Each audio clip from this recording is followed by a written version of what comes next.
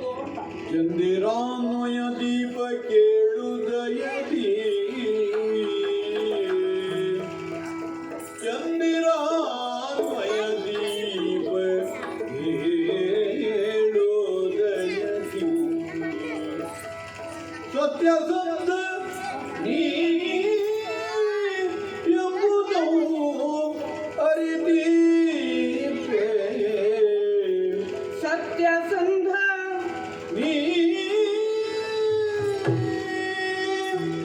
ಎಂಬುದವು ಅರಿತೀಪೆ ನೀನೆನ್ನ ಎಂದಿಗೈತಾಳೆನುತ ಮಾರ್ಗವು ನೋಡುತ್ತೀಯ ಸಾಲ್ವಾ ಎಂದಿಗೈತಾಳೆನುತ ಮಾರ್ಗವು ನೋಡುತ್ತೀಯ ಸಾಲ್ವಾ ಆತನಲ್ಲಿಗೆ ಕಳುಹಿಸು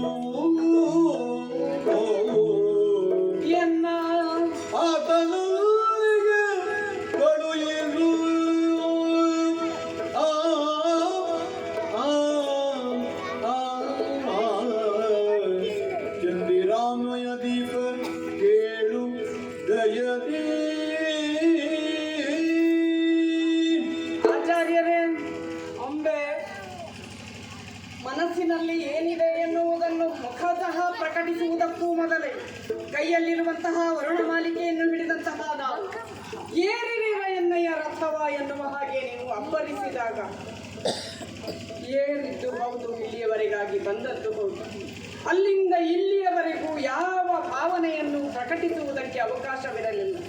ಅಂತಹ ಒಂದು ಅವಕಾಶವನ್ನು ಕಲ್ಪಿಸಿಕೊಂಡದ್ದಕ್ಕಾಗಿ ನಾನು ಜೀವನ ಪೂರ ನಿಮಗೆ ಋಣಿಯಾಗಿರುತ್ತೇನೆ.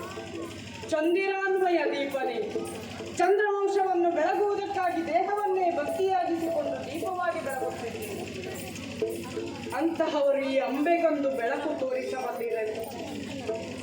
ಖಂಡಿತವಾಗಿಯೂ ಅದೇ ಕಾರಣಕ್ಕಾಗಿಯೇ ನಿಮ್ಮಲ್ಲಿ ಆಯ್ಕೆ ಮಾಡಿಕೊಳ್ಳುತ್ತಿದ್ದೇವೆ.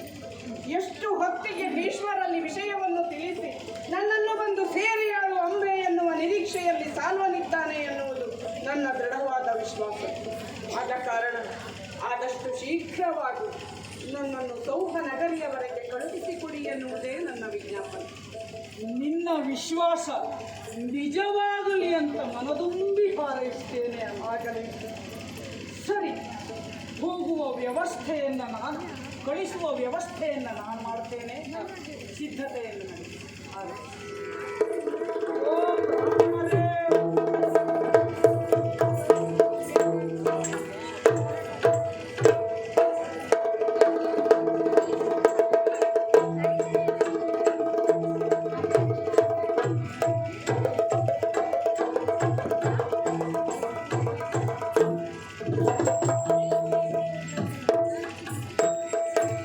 ಬ್ರಾಹ್ಮಣರೇ, ಇದು ಭೀಷ್ಮನ ನಮಸ್ಕಾರ. ಒಂದು ಕಾರ್ಯಕ್ಕಾಗಿ ನಿಮ್ಮನ್ನ ಇಲ್ಲಿಗೆ ಕರೆಸಿದ್ದೇವೆ. ನಿಮಗೂ ಗೊತ್ತಿರಬಹುದು, ಹಸ್ತಿನೆಯಿಂದ 3 ಹೆಣ್ಮಕ್ಕಳನ್ನು, ಕಾಶಿಯಿಂದ 3 ಹೆಣ್ಮಕ್ಕಳನ್ನು ಹಸ್ತಿನಿಗೆ ತಂದವ ಈ ಭೀಷ್ಮ. ನನ್ನ ತಮ್ಮ ವಿಚಿತ್ರ ವೀರ್ಯನಿಗೆ ಮದುವೆ ಮಾಡಿಸಲಿಕ್ಕಾಗಿ ಹಿರಿಯವರಿಬ್ಬರು ಒಪ್ಪಿದರು. ಹಿರಿಯಳಾದ ಅಂಬೆ ತಮ್ಮನನ್ನ ಮದುವೆಯಾಗಲಿಕ್ಕೆ ಒಪ್ಪಲಿಲ್ಲ. ಅವಳು ಸಾಲ್ವನನ್ನ, ಸೌಭ ದೇಶದ ದೊರೆಯನ್ನ ಮನಸ ವರಿಸಿದ್ದಳಂತೆ. ಹಾಗಾಗಿ ಅವಳು ಸಾಲ್ವನನ್ನ ಮದುವೆಯಾಗುವವಳಂತೆ. ಅವಳನ್ನ ಸಾಲ್ವನಗರಿಯವರೆಗೆ ಹುಟ್ಟಿಸಿ ಬರುವಂತಹ ಕೆಲಸ ನೀವು. ಈಗೆಲ್ಲ ಆಗುವುದುಂಟು. ಭಟ್ರು ಬರಬೇಕಾದ್ರೆ ಭಟ್ರೆ ಬರಬೇಕು ಬರಬೇಕು ಅಂತ ಕರೀತಾರೆ. ಕೆಲಸ ಒಂದು ಮುಗೀತ ಭಟ್ರು ಇದ್ರ ಹೋದ್ರ ಹೇಳುವುದನ್ನು ನೋಡುವುದಿಲ್ಲ. ಕೈ ಮುಗಿದು ಕಳಿಸುವುದಿಲ್ವಾ? ಹಾಗಲ್ಲ ಹೇಳಿ. ಈಗ ನೀನು ಕರೆದಿದ್ದು ಕಾರ್ಯನಿಮಿತ್ತವಾಗಿ. ಕಾರ್ಯನಿಮಿತ್ತವಾಗಿ ನಾನು ಹೌದು ಅಂತ ಹೇಳಿ ಬಿಡ್ತೇನೆ. ಆದರೆ ಅವಳು ಒಪ್ಪಬೇಕಾಯ್ತಲ್ಲ. ಅದು ಅವಳನ್ನೇ ಕೇಳೋಣ. ಅಂಬೆ, ಕಲ್ಯಾಣ ಸೌಭನಗರಿಗೆ ನಿನ್ನನ್ನು ಮುಟ್ಟಿಸಿ ಬರಲಿಕ್ಕೆ ಇವರನ್ನು ನಿನ್ನ ಜೊತೆಯಲ್ಲಿ ಕಳಿಸ್ತೇವೆ. ವಯೋವೃದ್ಧರು ಇವರ ಜೊತೆಯಲ್ಲಿ ಹೋಗಿ. ಮೂವರಲ್ಲಿ ಇವರು ಹಿರಿಯವಳ? ಮೂವರಲ್ಲಿ ಇವಳು ಹಿರಿಯವಳು. ಹಾಗಾದರೆ ಈಗ ಹಿರಿಯವಳು ಅವಳು. ಅವಳು ಅವಳು ಬಿಟ್ರ ಹೌದಾ? ಅವಳಿಗಿಂತ ಹಿರಿಯವರು ನೀವು. ಹಾ. ಇದು ನಿನಗೆ ನಾನು ಆದಿತ್ತನೆ. ಬ್ರಾಹ್ಮಣರೇ, ಈ ಹಸ್ತಿನಾವತಿಯಿಂದ ಸೌಭನಗರಿಯವರೆಗೆ ತಲುಪಿಸಿ ಬರುವುದಕ್ಕಾಗಿ ಹಾ. ಈ ಭೀಷ್ಮಾಚಾರ್ಯರೇ ನಿಮ್ಮನ್ನು ನೇಮಿಸಿದ್ದಾರೆ ಎಂದಾದ ಮೇಲೆ ಹಾ. ನನಗೂ ಆದಿತ್ತು. ಹಾ. ನಿನಗೆ ಆದಿತ್ತು ಅಂದ್ರೆ ನನಗೂ ಆದಿತ್ತು. ಹಂಗಾದ್ರೆ ಇಷ್ಟು ಕೂಡಿದರೆ ಸಾಕಲ್ಲ.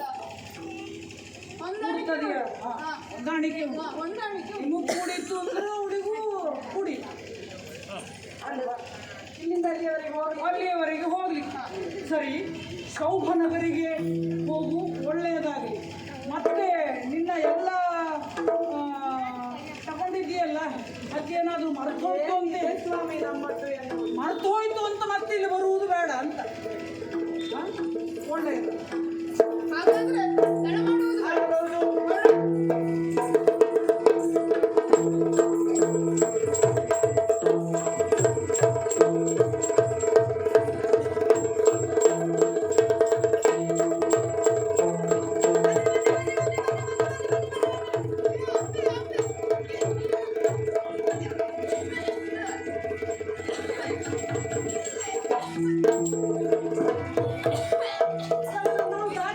ನಡೆಯಲಾರಿನು ಕೇಳೆ ಮಾಲಿನೇನು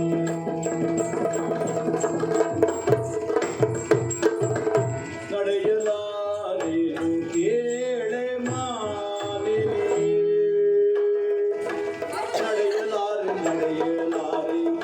ನಡೆಯಲಾರಿನು ಕೇಳೆ ಮಾಲಿನೇ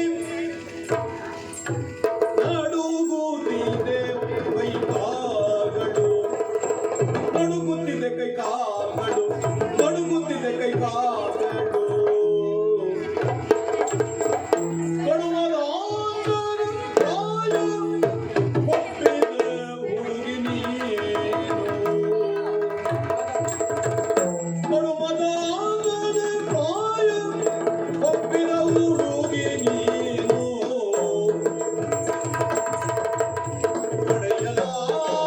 ಓ ಬ್ರಾಹ್ಮಣರೇ, ಹಸ್ತಿನಾವತಿಯಿಂದ ಹೊರಡುವಾಗ ನೀವು ನನ್ನ ಮುಂದೆ, ಈಗೇನು ನೀವು ನನ್ನ ಹಿಂದೆ. ಕೇಳೆ ಕೇಳೆ. ಓ ಅಂಬೆ ಕೇಳಬೇಕು. ನನಗೆ ಕಿವಿಯೂ ಸರಿಯಾಗಿ ಕೇಳಿಸ್ತದೆ, ಮತ್ತೆ ನನ್ನ ಹೆಸರನ್ನು ಅಷ್ಟು ಉದ್ದ ಎಳಿಬೇಕಂತಿಲ್ಲ. ನಿನ್ನ ಹೆಸರು ಅಂಬೆ ದೀರ್ಘ ಅಲ್ಲ ಅಲ್ಲ, ದೀರ್ಘ ಕೊಡುವ ಅಲ್ಲೇ ಅಲ್ಲೇ. ಹೇಳ್ಬೇಕು. ಹೌದು. ಕೇಳು ಅಂಬೆ. ಹೌದು ಏನಂದ್ರೆ ಹಸ್ತಿನಾವತಿ ಎಂದು ಹೊರಡುವಾಗ ಹೌದೌದು. ನಾನು ಮುಂದಿದ್ದೆ, ನೀ ಹಿಂದಿದ್ದೆ. ಹೌದಾ? ಈಗ ಬರುವಾಗ ನೀ ಮುಂದೆ, ನಾನು ಹಿಂದೆ. ಯಾಕೆ ಹಿಂದೆ ಬಿದ್ದರೆ? ಎಲ್ಲ ಹಿಂದೆ ಮುಂದೆ ಆಗಿ ಹೋಯ್ತಲ್ವೇ? ಏನು ನೋಡು, ಕಾಣಿಸ್ತಾ ಇಲ್ವಾ? ನೋಡು ಇಲ್ಲಿ. ಕಾಲು ಅಯ್ಯೋ, ಇಷ್ಟೊತ್ತಕ ಸರಿಯಾಗಿದ್ರೆ ಬೇಕಾದ್ರೆ ನಡೆಸೋದಾ? ಆಗಲೇ ಇಲ್ಲ. ಕೆಲವೊಂದ್ಸಲ ನೋಡ್ಬೇಕು. ಹಾ ಹಾ ಹಾ ವಯಸ್ಸಾದ್ರೂ ನಿನಗೂ ಗೊತ್ತಾಗ್ತದೆ ತಡಿ. ಹಾ ಹಾ. ಈಗ ನೀನ್ ಪ್ರಾಯ ಇದ್ದೀವಿ. ಹೌದೌದಪ್ಪ, ಹೌದು. ನಾನು ಪ್ರಾಯದವಳು, ಮದುವೆಯಾಗಬೇಕು, ನನಗೆ ಅವಸರದಲ್ಲಿದ್ದೇನೆ. ಈಗ ದಾರಿಯ ಮಧ್ಯದಲ್ಲಿ ನೀವು ಕಾಲು ನಡೆಸುತ್ತಾ ನಿಂತಿಲ್ಲ, ನಾನು ಏನು ಮಾಡುವುದು ಹೇಳಿ? ಆಗುವುದೇ ಇಲ್ಲ ನನ್ನ ಹತ್ರ. ಎಂತಕ್ಕಾಗುವುದಿಲ್ಲ? ಯಪ್ಪ ಯಪ್ಪ, ಯಾವ ನಮ್ಗೆ ಬಿಸಿಲು ಇದು. ಈಗ ನನಗೆ ವಯಸ್ಸು ಬೇರೆ ಆಗಿದೆ. ಕೈ ಕಾಲೆಲ್ಲ ನಡುತ್ತಾ ಇದೆ. ಕಾಲು ಎತ್ತಿಡ್ಬೇಕು, ನಿನ್ನ ಹಾಗೆ ಬರಬೇಕು, ಜೋರ ಹೇಳಿ. ಆಗುದಿಲ್ಲ. ಆದ್ರೆ ಆಗುವುದೇ ಅಲ್ಲ, ಏನು ಕಾರಣವೋ ಏನು? ಅದೇ ಶಿರ ಎಲ್ಲ ಕೆಂಪೆ. ಶಿರ ಕೊಂಪು. ಯಾರ ಮನೆಯದು? ಕೆಲ್ಸ ಯಾರು ಮಾಡಿದ್ರು?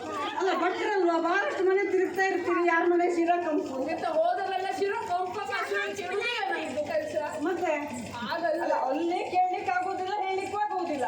ಈಗ ದಾರಿಯ ಮಧ್ಯದಲ್ಲಿ ಒಬ್ಬಳು ಸಿಕ್ಕಿದ್ದಾಳೆ ಅಂತ ಹೇಳುವುದಾ? ಆಗಲ್ಲ. ಹಾ. ನನ್ನ ತಲೆ ಇದೆ. ಓ, ನಿಲ್ಲುವುದಿಲ್ಲ. ಹಾ. ನಾ ಹೋಗಿ ಎಲ್ಲ ನಿಲ್ಲುವುದಿಲ್ಲ. ಹೌದು. ಹಿಂಗಾಗ್ತದೆ. ಈಗ ಕಾಲು ನೆಲದ ಮೇಲೆ ನಿಲ್ಲುವುದಿಲ್ಲ, ಇಲ್ಲ. ಕಾಲು ನೋಡುತ್ತಾ ಉಂಟು, ಹಾ, ಎಷ್ಟು? ಕೈ ಮಣ್ಣೆಯನ್ನು ಹಿಡಿದುಕೊಳ್ಳುವುದಕ್ಕೆ ಆಗ್ತಾ ಇಲ್ಲ, ಆಗ್ತಾ ಇಲ್ಲ. ತಲೆ ಬೇರೆ ಕಂಪಿಸ್ತಾ ಉಂಟು. ಆಗ ಇದು ಯಾವುದ್ರ ಪ್ರಭಾವ? ಯಾವ್ದು ಪ್ರಭಾವ ಅಂದ್ರೆ ಬಿಸಿಲು ಇಲ್ಲ, ಚಳಿಯೂ ಇಲ್ಲ, ಒಳ್ಳೆಯ ವಾತಾವರಣ ಉಂಟು. ಈ ವಾತಾವರಣದ ಮತ್ತೆ ಚಳಿ ಆದ್ರೆ ಮತ್ತೆ ಅವನಿಗೆ ಆರೋಗ್ಯ ಸಮ ಇಲ್ಲ ಅಂತ ಅಲ್ವಾ? ಮತ್ತೆ ಈಗ ನಿಮಗೆ ಯಾಕೆ ಹೀಗಾಯ್ತು ಅಂತ? ಯಾಕೆ ಹೈಗಾಯ್ತಾ? ವಯಸ್ಸಿನ ಪ್ರಭಾವ. ವಯಸ್ಸು ಎಷ್ಟು ಅಂತ ಮಾಡಿದ್ದೆ? ನನಗೆ ಸಣ್ಣ ವಯಸ್ಸು ಅಂತ ಅನ್ಕೊಂಡಿದ್ದೆ. ಪುರುಷವೆಂಬತ್ತರಿಗೆ ಜನದಲ್ಲಿ ಶಿರವು ಕಂಪಿತು ಬೀರುವುದು ಪುರುಷ ಎಂಬತ್ತು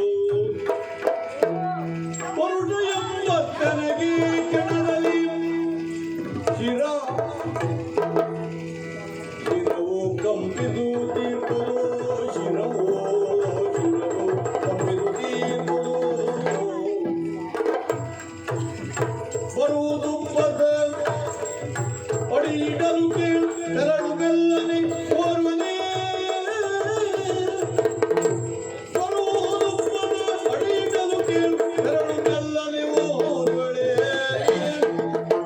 80 ವರ್ಷ ಹೌದಿಲ್ಲ? ಎಷ್ಟು ವಯಸ್ಸು? ಅಬ್ಬ. ಅಲ್ಲ, ವಯಸ್ಸು ಎಷ್ಟು ಅಂತ? ತಡಿ ಸ್ವಲ್ಪ ಸಾವರಿಸಿಕೊಳ್ಳಿ ಕೊಡೆ. ಎಂತದ್ದ? ಎಂತದ್ದು? ಇನ್ನಂಗಲ್ಲ.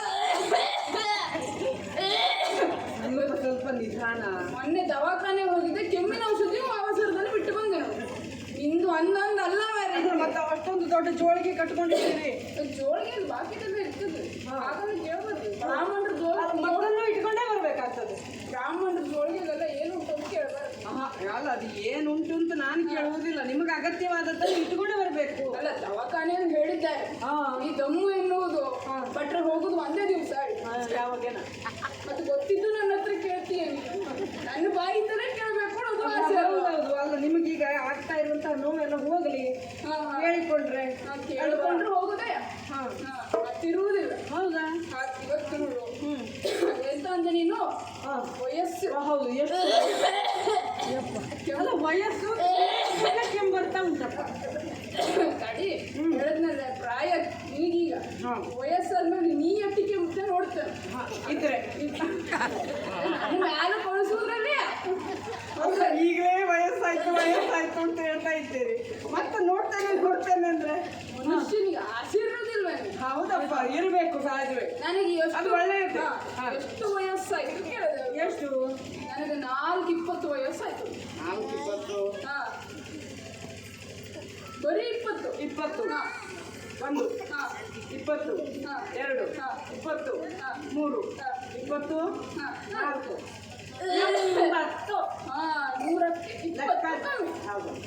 80 ವರ್ಷ.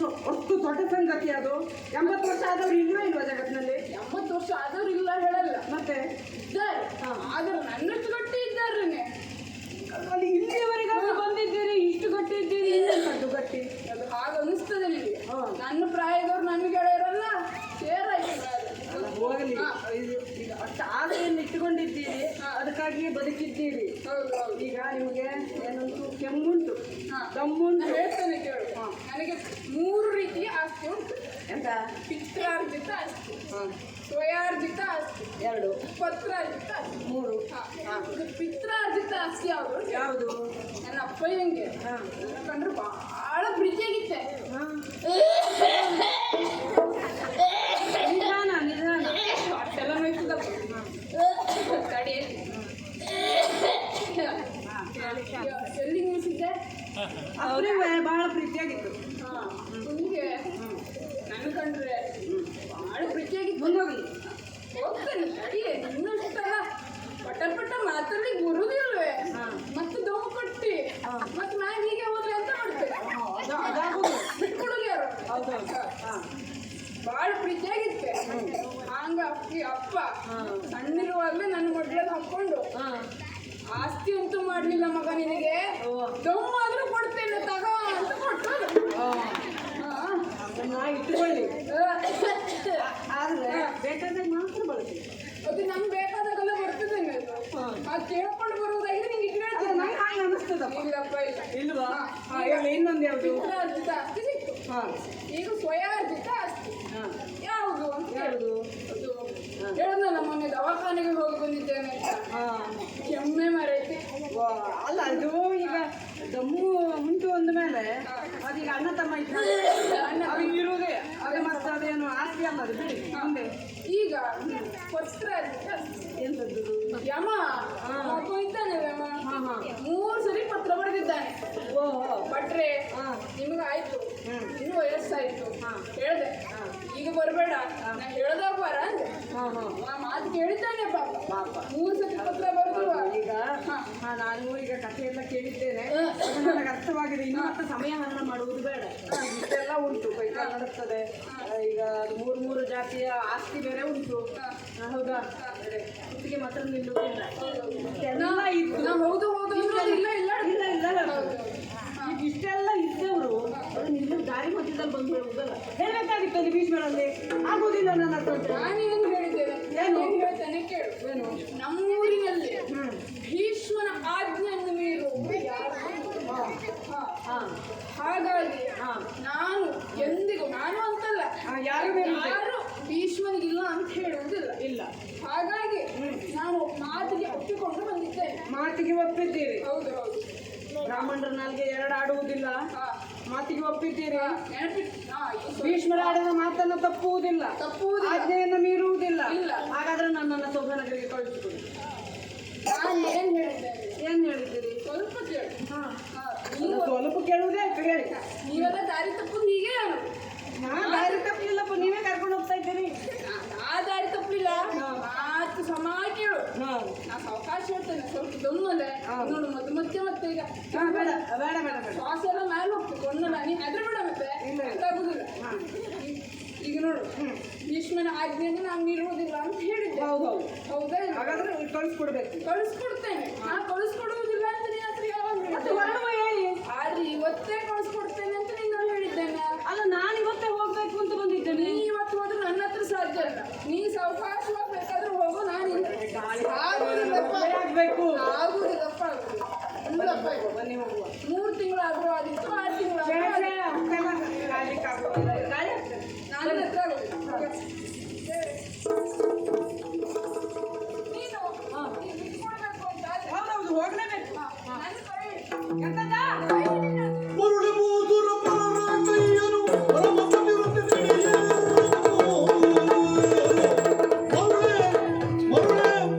ಮರುಳೆ ಬೂದುರ ಪರಮಪತಿವ್ರತೆ ಪರರ ಕೈಯನು ತಿಳಿಯೇನು. ಧರಣಿ ಗಣಪತಿ ರಾಮನಲ್ಲದೆ ಪರನು ನೋಡನು ನೇತ್ರದಿ. ಧರಣಿ ಗಣಪತಿ ರಾಮನಲ್ಲದೆ ಪರರ ನೋಡನು ನೇತ್ರದಿ. ಏನ್ ಹೇಳುವುದು ನೀವು? ದಾರಿಯ ಮಧ್ಯದಲ್ಲಿ ಒಬ್ಬಳೆ ಹೆಣ್ಣು ಕಂಡಿದ್ದಾಳೆ ಅಂತ ಮಾತ್ರಕ್ಕೆ ಇಷ್ಟು ಮಾತನಾಡುವುದು? ಮಾತನಾಡುವುದನ್ನು ಸಹಿಸಿಕೊಳ್ಳಬಹುದು. ಏನ್ ಹೇಳಿದ್ರಿ ಕೊನೆಗೆ? ಕೈ ಹಿಡಿಯುವುದ? ದಾರಿಯ ಮಧ್ಯದಲ್ಲಿ ನನ್ನನ್ನು ಕೈ ಹಿಡಿಯುತ್ತೀರಿ? ಅಂದ್ರೆ ಈ ಮುದುಕರಿಗೆ ಎಷ್ಟು ಚಪಲ, ಇಷ್ಟು ಕೆಮ್ಮು ದಮ್ಮು ಇಷ್ಟೆಲ್ಲ ಕಥೆ ಹೇಳಿ ಹೆಣ್ಮಕ್ಕಳು ಕೈ ಹಿಡಿಯುವುದಕ್ಕೆ ಹೊರಟಿದ್ದೀರಿ. ಮರುಳ ಹುಚ್ಚ. ಇದು ಧರಣಿ ಅಧಿಪತಿ ಸಾಲ್ವನಲ್ಲದೆ ಪರ ಪುರುಷರ ಸ್ಪರ್ಶನ ಮಾಡುವವನಲ್ಲ, ಕಣ್ಣೆತ್ತಿ ನೋಡುವವನಲ್ಲ. ಮರುಳ ಹುಚ್ಚ. ಬಿಡುಬಿಡದ ಬಿಡುವರು. ಬಿಡುಬಿಡದ ಬಿಡುವರು ಕೊಬ್ಬರಿ ಒಣಗಿದರೆ ಪುನಃ ಕೇಂದ್ರಕ್ಕೆ. ತಡಗರದಲ್ಲಿ ಬಂದ ಕೈ ಬಿಡುವುದು. ಬಿಡು ಬಿಡು. ಎಂತದ್ದು ಬಿಡುವುದು? ಎಂತ ಅಂದ್ರೆ ಇಷ್ಟೊತ್ತು ಮಾತನಾಡೋದು ಸರಿಯಿದೆ. ಎಂತಂದ್ರೆ ಮರುಳ ಹುಚ್ಚ ಅಂತ ಹೇಳ್ತಾ ಇದ್ದೇನೆ. ನೋಡಿ ಈ ಕೆಮ್ಮು ತುಂಬ ಬಿಟ್ಟು ಸಾಯೋದಿಲ್ಲ. ಸಿಟ್ಟು ಮಾಡ್ಲಿಕ್ಕೂ ಈಗ ದುಕ್ಕೊಂಡು ಹೀಗೆ ಬರ್ಬೇಕು. ಆಯ್ತು, ಇವತ್ತೇ ಹೋಗೋದನ್ನ ಕಾಣ್ತದೆ. ನಮ್ಮ 4ನೇ ಪತ್ರ ಬರದ ಏನು ಏನಂತ ಏನಂತ ಮರುಳ ಹುಚ್ಚ. ನಾ ಹುಚ್ಚ. ಮತ್ಯಾರು ನೀವೇ? ನಿನ್ನ ಕೆಲಸನ ಉಂಟೇನೆ. ಸರಿ ಉಂಟು. ನಿನ್ನ ಕತೆ ನನಗೆ ಗೊತ್ತಿಲ್ವಾ? ಎಂತ ಕತೆ? ನನಗೆ ಹೆಣ್ಣು ಮಕ್ಕಳು ನನಗೆ ಹೆಣ್ಣು ಮಕ್ಕಳು ತಪ್ಪಲ್ವನೇ? ಹೌದು. ನನಗೆ ಬೇರೆ ಕೆಲಸ ಇಲ್ಲ ನೋಡು. ನಿನ್ನ ಹಣೆ ಬರಹ ನನಗೆ ಗೊತ್ತಿದೆ. ಅಲ್ಲಿ ಸಾಲ್ವನಿಗೆ ಮಾತು ಕೊಟ್ಟು ಎಂತದ್ದು? ಅಡಿಯೇ ಅಲ್ಲ, ನನಗೆ ಪಡ್ಕೊಂಡೆ ಎಂತದ್ದು ಗೊತ್ತಿಲ್ಲ. ಅದು ಗೊತ್ತಿದ್ದಲ್ಲ, ನಾನು ಭೀಷ್ಮಾಚಾರ್ಯರಲ್ಲಿ ಹೇಳಿಕೊಂಡಿದ್ದೇನೆ. ಆ ಪಂಚಾಯತ್ಗೆ ನಿಮಗೆ ಬೇಡ, ಗೊತ್ತಾಯ್ತಾ? ಸಾಲ್ವನಿಗೆ ಮಾತು ಕೊಟ್ಟು ಭೀಷ್ಮನಲ್ಲಿ ಮಾಡುವಂತ ಏನು ಬೇಕಾದ್ರೂ ಮಾಡ್ಕೊಳ್ತಾನೆ. ಬ್ರಹ್ಮ ಬರದ ಹಣೆಯಲ್ಲಿ ನೀವಲ್ಲ. ಅಯ್ಯೋ ದೇವ್ರೆ, ಎಂತ ದೇವ್ರೆ? ನನಗೆ ಯಾವುದು ಹಿಂಗೆಲ್ಲ ಆಗಲೇ ಇಲ್ಲ. ಹೆಣ್ಮಕ್ಳ ವಿಷಯದಲ್ಲಿ ಇಷ್ಟು ವರ್ಷ ಬದುಕಿದ್ದೇನೆ. ಇವಳ ಹತ್ರ ಹೇಳಿಸ್ಕೋಬೇಕಾಗಿ ಬಂತು. ಪಾಪ ನನ್ನ ಹೆಂಡತಿ ಎಂತ ಅಪವಾದೆಲ್ಲ ಬಂದಿದ್ದೇವೆ ಗೊತ್ತಾದ್ರೆ ಪಾಪ ಅವಳು ಮಾನಸಿಕ ಆಗ್ತಾಳೆ. ಅವಳು ಪಾಪ ನನಗೆ ಯಾವತ್ತೂ ಹಿಂಗೆಲ್ಲ ಆಗ್ಲಿಲ್ಲ. ಮತ್ತೆ ಬ್ರಾಹ್ಮಣರ ಶಾಪ ಗೊತ್ತುಂಟಲ್ಲ? ಶಾಪ. ನಾ ಬರುವುದಿಲ್ಲ. ಏನ್ ಬೇಕಾ ಮಾಡು. ನಾನು ಇಷ್ಟು ಹೇಳಿಸ್ಕೊಂಡ ಮೇಲೆ ನಾ ಬರೋಳಲ್ವ? ನಾ ಹುಚ್ಚಲ್ವ? ನಾ ಬರುವುದಿಲ್ಲ. ಏನು ಬೇಕಾ ಮಾಡು. ಹೋಗ್ತೇನೆ ನಾನು. ಧರಣಿ ಗುರು ಇದ್ದವನಿ ಕಂಬೆಯು ಬರಿದೆ ಒತ್ತನು ಕಳೆಯಬೇಡ. ಬರಿದೆ ಒತ್ತನು ಕಳೆಯಬೇಡ. ಬರಿತ ದ್ರವ್ಯವ ಕೊಡುವೆ, ಬರಿತ ದ್ರವ್ಯವ ಕೊಡುವೆ ಸಾವನ ಬಳಿಗೆ. ಧರಣಿ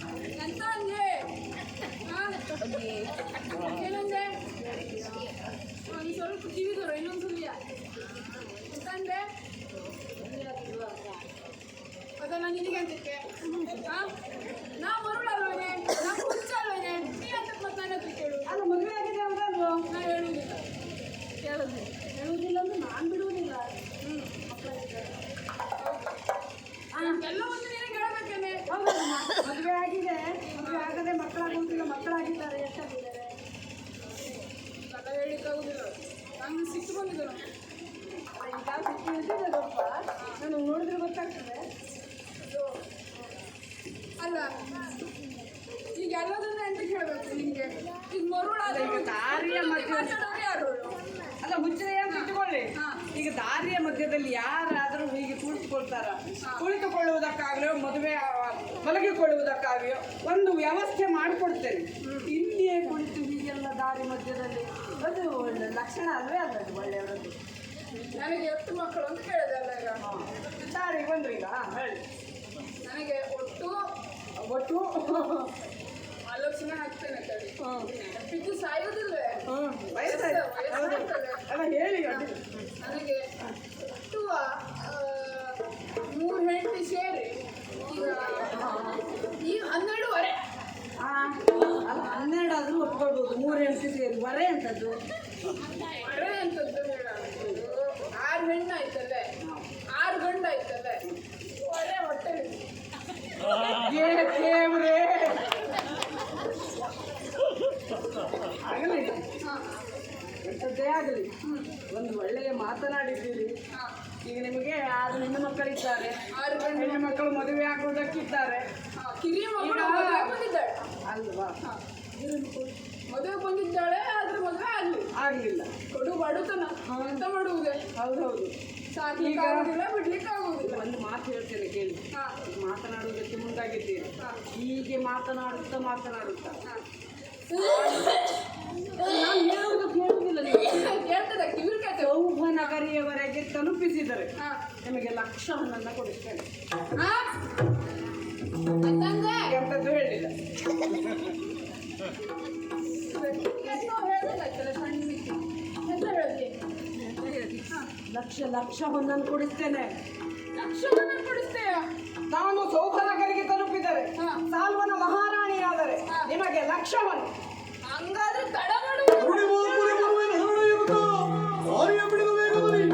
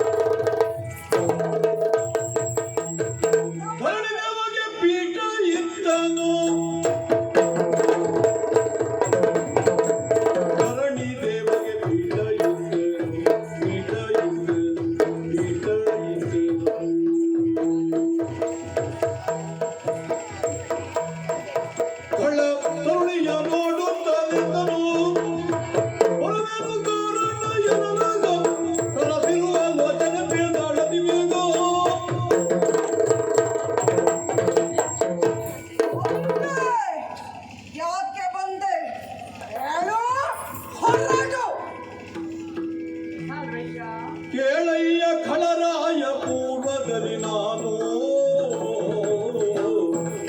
ಕೇಳಯ್ಯ ಖಳರಾಯ ಪೂರ್ವದಲ್ಲಿ ನಾನು, ಬೇಡಿದಂದದಿ ನಿನ್ನ ಬಯಸಿ ಬಂದಿಯನು, ಬೇಡಿದಂದದಿ ನಿನ್ನ ಬಯಸಿ ಬಂದಿಯನು, ಓಳುಗೊಂಡುದು ಮನವು ಒರಿಸೆನ್ನ ನೀನು, ಓಳುಗೊಂಡುದು ಮನವು ಒರಿಸೆನ್ನ ನೀನು, ಕೇಳಿಕೊಂಡೆನು ನಿನ್ನ ದೈನ್ಯದಲ್ಲಿ ನಾನು.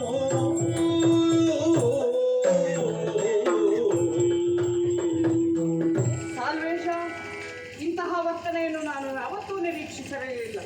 ಅಂಬೆ ತನ್ನ ಆಸ್ಥಾನದಲ್ಲಿ ಕಂಡಾಗ ಹಾರಿ ಬಂದು ಅಪ್ಪಿಕೊಂಡು ಮಾತನಾಡುತ್ತಿದ್ದೆ ಎನ್ನುವ ಹಾಗೆ ಅಷ್ಟೊಂದು ಆಸೆಯನ್ನು ಇಲ್ಲಿಯವರೆಗಾಗಿ ಇಟ್ಟುಕೊಂಡು ಬಂದವಳು ನಾನು. ಅಂದು ಪರಮ ಸುಂದರಿ ಎನ್ನುವ ಹಾಗೆ ನನ್ನನ್ನು ಸಂಬೋಧಿಸಿ ಅಂತಹ ಸುಂದರಿ ನಿನ್ನ ಎದುರಿಗೆ ಈಗ ಬಂದು ನಿಂತಿದ್ದಾಳೆ. ಯಾವ ಮಾತನ್ನು ನಾನು ಮರೆತಿಲ್ಲ ಸಾಲ್ವ. ನಿನ್ನ ಮಾತಿಗೆ ಒಪ್ಪಿಕೊಂಡಂತಹ ನಾನು ಅದೇ ಭರವಸೆಯನ್ನು ಇದುವರೆಗೂ ಜೀವಂತವನ್ನಾಗಿಸಿಕೊಂಡು ತೋಳುಗೊಂಡಿದೆ ನನ್ನ ಮನ. ನಿನ್ನನ್ನು ಯಾವತ್ತು ಸೇರುತ್ತೇನೆ, ಯಾವಾಗ ವಿವಾಹ ಆಗುತ್ತೇನೆ ಎನ್ನುವ ಹಾಗೆ ಬಯಸಿ ನಿನ್ನ ಬಳಿಗೆ ಬಂದಿದ್ದೇನೆ. ನನ್ನನ್ನು ವರಿಸು ಸಾಲ್ವ, ನನ್ನನ್ನು ವರಿಸು. ಇಂಥ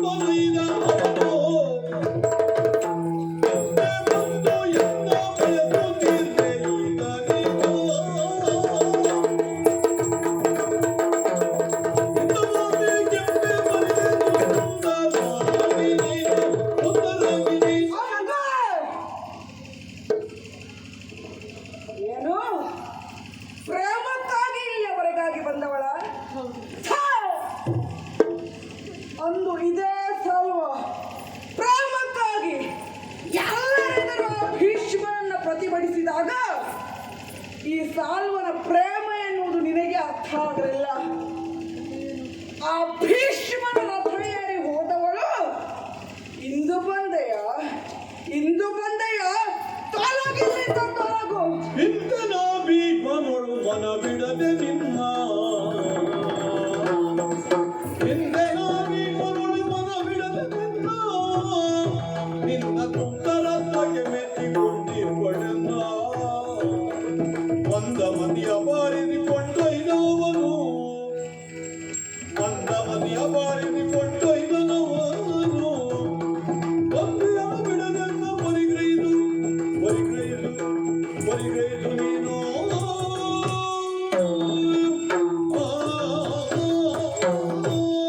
ಸಾಲ್ವೇಶ, ಯಾಕೆ ಈ ರೀತಿಯಲ್ಲ ಮಾತನಾಡುತ್ತೀನಿ?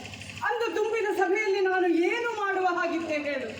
ಸಿಂಹ ಗರ್ಜನೆಯನ್ನು ಮಾಡಿದಂತಹ ಭೀಷ್ಮ ಆ ತುಂಬಿದ ಸಭೆಯಲ್ಲಿ ಬಂದಾಗ ನೀನೂ ಮಾತನಾಡುವ ಹಾಗಿರಲಿಲ್ಲ, ಯಾರೂ ಮಾತನಾಡಿರಲಿಲ್ಲ. ಆ ಸಂದರ್ಭದಲ್ಲಿ ಹೆಣ್ಣಾದ ನಾನು ಏನು ಮಾತನಾಡಬಹುದು? ಆದರೂ ನಾನು ಮಾತನಾಡಿದ್ದೇನೆ, ಮರೆಯಬೇಡ. ಯಾರು ಮಾತನ್ನ ವಿರೋಧಿಸದಿದ್ದರು ನಾನೊಬ್ಬನೇ ಹೋಗಿ ಆ ಭೀಷ್ಮನ ವಿರೋಧಿಸಿದೆ. ಆ ಸಂತೋಷ ನನಗಾಗಿ ನೀನು ಇದುವರೆಗೂ ಕಾಯುತ್ತಿದ್ದೆ ಎನ್ನುವ ಕಾರಣಕ್ಕಾಗಿಯೇ ಭೀಷ್ಮ, ಮಂದಮತಿಯಾದಂತಹ ಭೀಷ್ಮ ಕರೆದೊಯ್ದರೂ ಸಹ ಅವನಲ್ಲಿ ಮಾತನ್ನು ಆಡಲಿಲ್ಲ, ಯಾವ ವಿಷಯವನ್ನು ಹಂಚಿಕೊಳ್ಳಲಿಲ್ಲ. ಕೊನೆಯ ದಿನದಿಂದ ತಂದು ನಮ್ಮನ್ನು ಕರೆದು ತಮ್ಮನಾದ ವಿಚಿತ್ರ ವೀರ್ಯನನ್ನು ವರಿಸಿ ಎಂದಾಗ ಅದನ್ನು ನಾನು ವಿರೋಧಿಸಿದ್ದೇನೆ. ನನ್ನ ಮೆಚ್ಚಿನ ಸಾಲ್ವ ನನಗಾಗಿ ಕಾಯುತ್ತಿದ್ದಾನೆ ಎನ್ನುವ ಹಾಗೆ ಕೇಳಿಕೊಂಡು ಇದು ಮರುಕ್ಷಣದಲ್ಲಿ ನನ್ನನ್ನು ಇಲ್ಲಿಯವರೆಗಾಗಿ ಭೀಷ್ಮ ಕಳುಹಿಸಿಕೊಟ್ಟಿದ್ದಾನೆ. ಆದ ಕಾರಣ ನನ್ನನ್ನು ನಂಬು, ಪರಿಗ್ರಹಿಸು. ನಾನು ನಿನ್ನನ್ನು ಬಿಟ್ಟು ಇನ್ನಾರನ್ನು ಮನಸ್ಸಿನಲ್ಲಿ ಚಿತ್ರಿಸಿಕೊಂಡವಳಲ್ಲ ಸಾಲ್ವ. ನನ್ನನ್ನು ಪರಿಗ್ರಹಿಸು.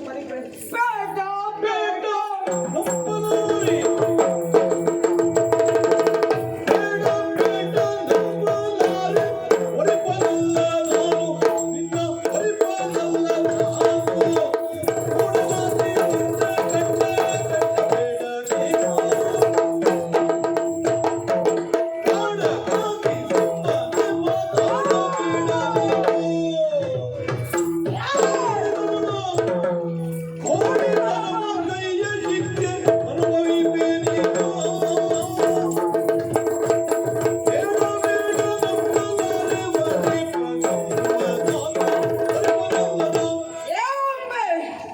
ನಂಬುವುದಿಲ್ಲ, ನಂಬಲಾರೆ. ನಿನ್ನಾವ ಮಾತುಗಳನ್ನು ನಂಬುವ ಪರಿಸ್ಥಿತಿಯಲ್ಲಿ ಸಾಲ್ವ ಇಲ್ಲ. ಅಂದು ನಂಬಿಕೆಯನ್ನು ಇಟ್ಟು ಪ್ರಮಾಣವನ್ನು ತೆಗೆದುಕೊಂಡವ ಅದೆಲ್ಲವನ್ನು ಮರೆತು ಹೋದ ಎಲ್ಲ ಭೀಷ್ಮನೊಂದಿಗೆ ಇಂದು ಬಂದ ನಿನ್ನನ್ನು ನಂಬಬೇಕಾ?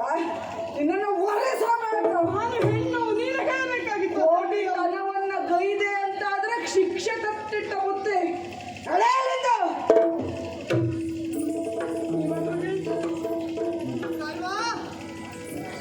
ಸುರೇಶ ಕೇಳಯ್ಯ ಎನ್ನಯ ಜೊತೆಗಳು ಸುರೇಶ ಕೇಳಯ್ಯ ಎನ್ನಯ ಜೊತೆಗಳು ಬಿದ ಜಗಂತಿಯ ನಿನ್ನ ಬಳಿಗೆ ಬಿದ ಜಗಂತಿಯ ನಿನ್ನ ಬಳಿಗೆ ಕುಶಲದಿ ಹೋಗೆಂದು ಕಳುಹಿಕೊಟ್ಟನು ಎನ್ನ ಕುಶಲದಿ ಹೋಗೆಂದು ಕಳುಹಿಕೊಟ್ಟನು ಎನ್ನ ಅದಮಿ ವಿಕ್ರಮ ಭೀಷ್ಮ ಕೇಳು ಕೇಳು ಇವ ಸಾಲ್ವರ ಅಂದ್ರೆ ಏನಯ್ಯ? ಸ್ವಲ್ಪ ಮರವಿನ ಕಾಯಿಲೆ ಇದ್ದ ಹಾಗಾಗ್ತದೆ. ಇದು ಸಾಲ್ವೇಶ ಹೇಳಿ. ಹೊಡಿಲಿಕ್ಕೆ ಇವನೇ ಹೌದಾ? ಸರಿಯಾಗಿ ನೋಡ್ಕೊಂಡಿದ್ದ ಮತ್ತೆ ತಪ್ಪಾಗಿ ಬಂದಿಲ್ವ? ಓ ಸಾಲ್ವೇಶ, ನಿನಗೆ ಸಿಟ್ಟು ಬಂದಿರುವುದು ಸಹಜ. ಪ್ರಣಯ ಕಾಲೆ ಹೊಸಿಮೆಣಸು ಅಂತಾರಲ್ಲ. ನೋಡಿ, ನೀವು ವಿಪ್ರಾಂತ ಮರವು ಎನ್ನುವ ಕಾರಣಕ್ಕಾಗಿ ನಿಮಗೆ ಆ ಪೀಠವನ್ನು ಇಟ್ಟಿದ್ದಾರೆ. ನಾನು ನೀವು ಇಂಥದ್ದೆಲ್ಲ ಮಾತಾಡ್ತೀರಿ ಅಂತಾದ್ರೆ ನಿಮ್ಮ ಯಜ್ಞೋಪವೀತದ ಬಗ್ಗೆ ನಮಗೆ ಅನುಮಾನ ಮೂಡ್ತದೆ. ಹಾಗಲ್ವಾ? ನನಗೂ ಗೊತ್ತಿದೆಯಾ ನಾನು ಯಾಕೆ ಹಾಗೆ ಹೇಳಿದ್ದು? ಕೋಪೋದ್ರಿಕ್ತನಾದ ನೀನು ಸ್ವಲ್ಪ ತಿಳಿಯಲಿ, ನಿನ್ನ ಆ ಗಂಟು ಮುಖ ಸ್ವಲ್ಪ ನಗೆ ಮುಖವಾಗಲಿ ಅಂತ ಹೇಳಿದ್ದೆ. ನೀವು ಹೇಳಿದ ಕ್ಷಣ ಆಗುವುದಿಲ್ಲ.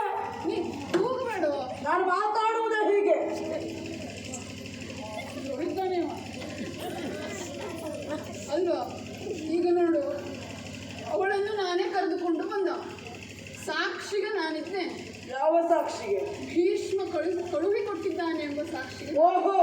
ಕರೆದುಕೊಂಡು ಬಂದಿದ್ದೇನೆ.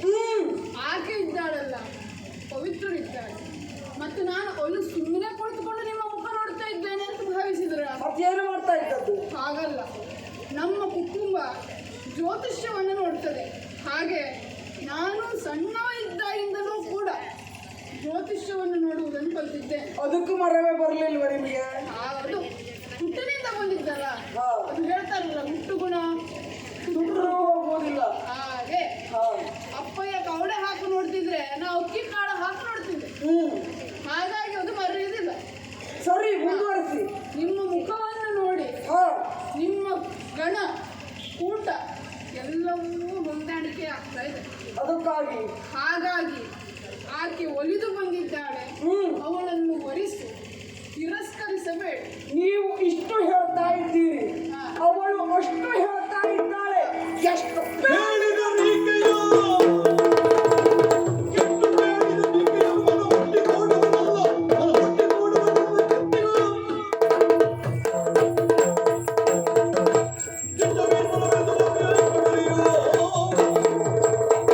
ಎಷ್ಟು ಹೇಳಿದರು ಈಕೆಯನ್ನ ಮನ ಮುಟ್ಟಿ ಕೂಡುವವನಲ್ಲ ನಾನು. ಯಾಕೆ ಬಲ್ಲಿರ, ಯಾಕೆ ಬಲ್ಲಿರ? ಭ್ರಷ್ಟ ಇವಳು, ಭ್ರಷ್ಟ ಇದ್ದಾಳೆ. ಶಿವ ಶಿವ, ಈಶ್ವರನ ಕೂಡಿ ಬಂದವಳಿದ್ದಾಳೆ.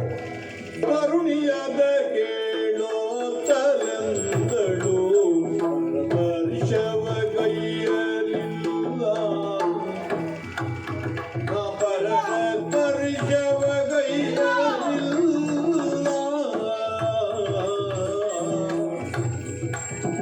ಗುರುತರದ ನಂಬಿಕೆ ಪ್ರಮಾಣವ ವಿರಚಿಸುವೆನೋ.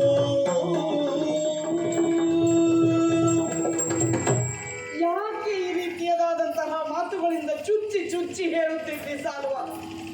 ಖಂಡಿತವಾಗಿಯೂ ನಾನು ಪರಪುರುಷನ ಸ್ಪರ್ಶನ ಮಾಡಿದವಳಲ್ಲ. ಓಹೋ, ಭೀಷ್ಮರ ಕುರಿತಾಗಿ ಹೀಗೆ ಯಾಕೆ ಮಾತನಾಡುತ್ತಿ?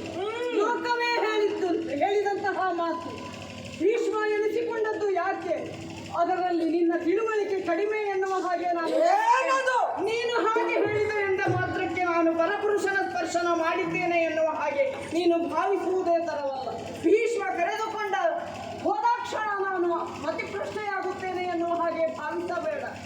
ಲೋಕದ ಹೆಣ್ಣು ಮಕ್ಕಳೆಲ್ಲ ತಾಯಿ ಗಂಗೆಗೆ ಸಮಾನ ಎನ್ನುವ ಹಾಗೆ ಘೋಷಣೆ ಮಾಡಿದಂತಹ ಸಂದರ್ಭದಲ್ಲಿ ದೇವವ್ರತ ಎನ್ನುವವನು ಭೀಷ್ಮನಾಗಿದ್ದಾನೆ. ಅಂತಹ ಹೆಣ್ಣು ಮಕ್ಕಳಿಗೆ ಗೌರವ ಕೊಡುವಂತಹ, ಪ್ರತಿಯೊಬ್ಬ ಹೆಣ್ಣು ಮಕ್ಕಳನ್ನು ತಾಯಿ ಎನ್ನುವ ಹಾಗೆ ಭಾವಿಸುವಂತಹ ಭೀಷ್ಮನೊಡನೆ ಇಂತಹ ಒಂದು ಮಾತನಾಡುವುದಕ್ಕೆ ಹೇಗೆ ಮನಸ್ಸು ಬರುತ್ತದೆ? ಇದು ನಿನ್ನ ಅಂಬೆ ಯಾವ ರೀತಿಯಲ್ಲಿಯೂ ಪರಪುರುಷನ ಸ್ಪರ್ಶನ ಮಾಡಲಿಲ್ಲ ಎನ್ನುವುದಕ್ಕಾಗಿ ಇದೇ ಒಂದು ಸಾಕ್ಷಿ ಸಾಕು. ಯಾಕೆಂದರೆ ನಾನು ಭೀಷ್ಮನೊಟ್ಟಿಗೆ ಹೋದವಳು, ಅದೇ ನಂಬಿಕೆಯಿಂದ ಹೋದವಳು. ಇನ್ನೂ ನಿಮಗೆ ಪ್ರಮಾಣ ಬೇಕು ಅಂತಾದರೆ ನಿಮ್ಮ ದೇಶದಲ್ಲಿ ಯಾವ ದೇವಸ್ಥಾನ ಇದೆ ಹೇಳು, ಯಾರ ಕುರಿತಾಗಿ ಪ್ರಮಾಣ ಮಾಡಲಿ ಹೇಳು.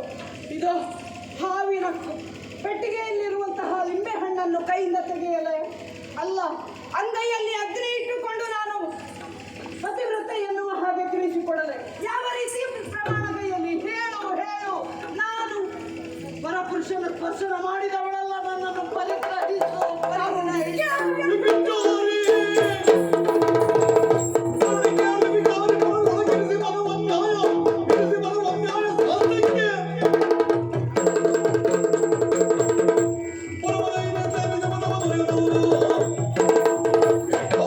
ನಿನ್ನ ಸಾಲ್ವ ಇಂದು ಮತ್ತೊಬ್ಬ, ನಾಳೆ ಮಗದೊಬ್ಬ, ಹೀಗೆ ಕಂಡವರನ್ನು ನಿನ್ನ ಮೋಹದ ಬಲೆಗೆ ಬೀಳಿಸಿಕೊಳ್ಳುತ್ತಾ ಇರುವ ನಿನ್ನನ್ನು ತರುಣಿ ಅನ್ನಲಾರೆ. ನೀನು ಯಾರು ಗೊತ್ತಾ? ನೀನು ಯಾರು ಗೊತ್ತಾ?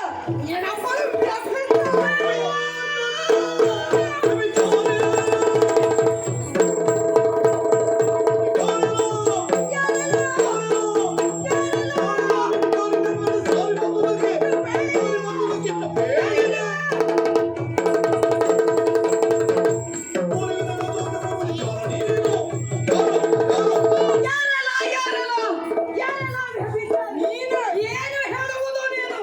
ತುಂಬಿದ ಸಭೆಯಲ್ಲಿ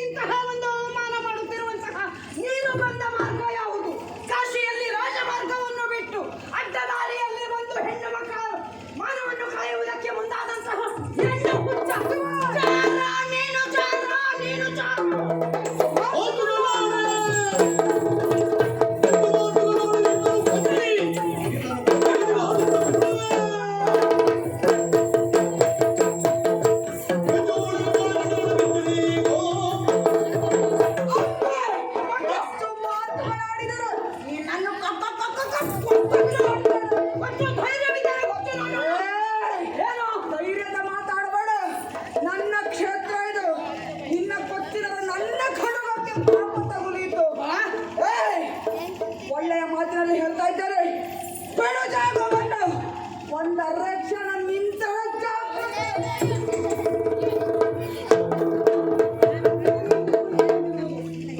ಸಮಯವಾಯ್ತು.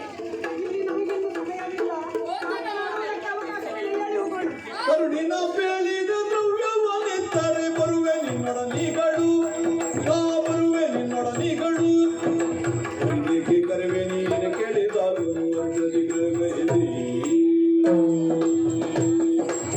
ಹೇಳಿ. ಏನಂದ್ರೆ ಹೀಗೆ ಮಾನ ಹೋದ ಜಾಗದಲ್ಲಿ ಅವಮಾನವಾದ ಸ್ಥಳದಲ್ಲಿ ನಾವು ಯಾಕಿರಬೇಕು? ಹೇಳಿ ಹೋಗೋಣ. ಇಲ್ಲ ನಾನು ಬರುವುದಿಲ್ಲ. ಎಂತಾಯ್ತು? ನಿನಗೂ ಮರವಿನ ಕಾಯಿಲೆ ಶುರು ಆಯ್ತಾನೆ. ಏನು ಮರು ಸರಿಯಾಗಿ ನೆನಪಿಸ್ಕೊ. ಲೆಕ್ಕಾಚಾರ ಇಲ್ಲವೇ ನಮ್ದು. ದಾರಿಯಲ್ಲಿ ಹೇಳಿದ್ದು ಮರ್ತೋಯ್ತೇನೆ. ನಾ ಬರುವುದಿಲ್ಲ. ಲೆಕ್ಕಾಚಾರ ಮುಗಿಬೇಕು, ನಾ ಬರಬೇಕು. ಗೊತ್ತಾಯ್ತೇನೆ? ಇಲ್ಲ ನನಗೂ ಕೈ ಮುಗಿತೇನೆ. ನನಗೆ ಬರುವುದನ್ನು ಕೊಡು. ಇಲ್ಲಪ್ಪ ಇಲ್ಲ. ಲೆಕ್ಕಾಚಾರ ಮೊದಲು. ನಾ ಕೇಳುವುದಿಲ್ಲ. ಬಿಡು. ಎಷ್ಟು ಅಂತ ಈಗ ಲೆಕ್ಕಾಚಾರ ಮುಗಿಸಿಬಿಡು.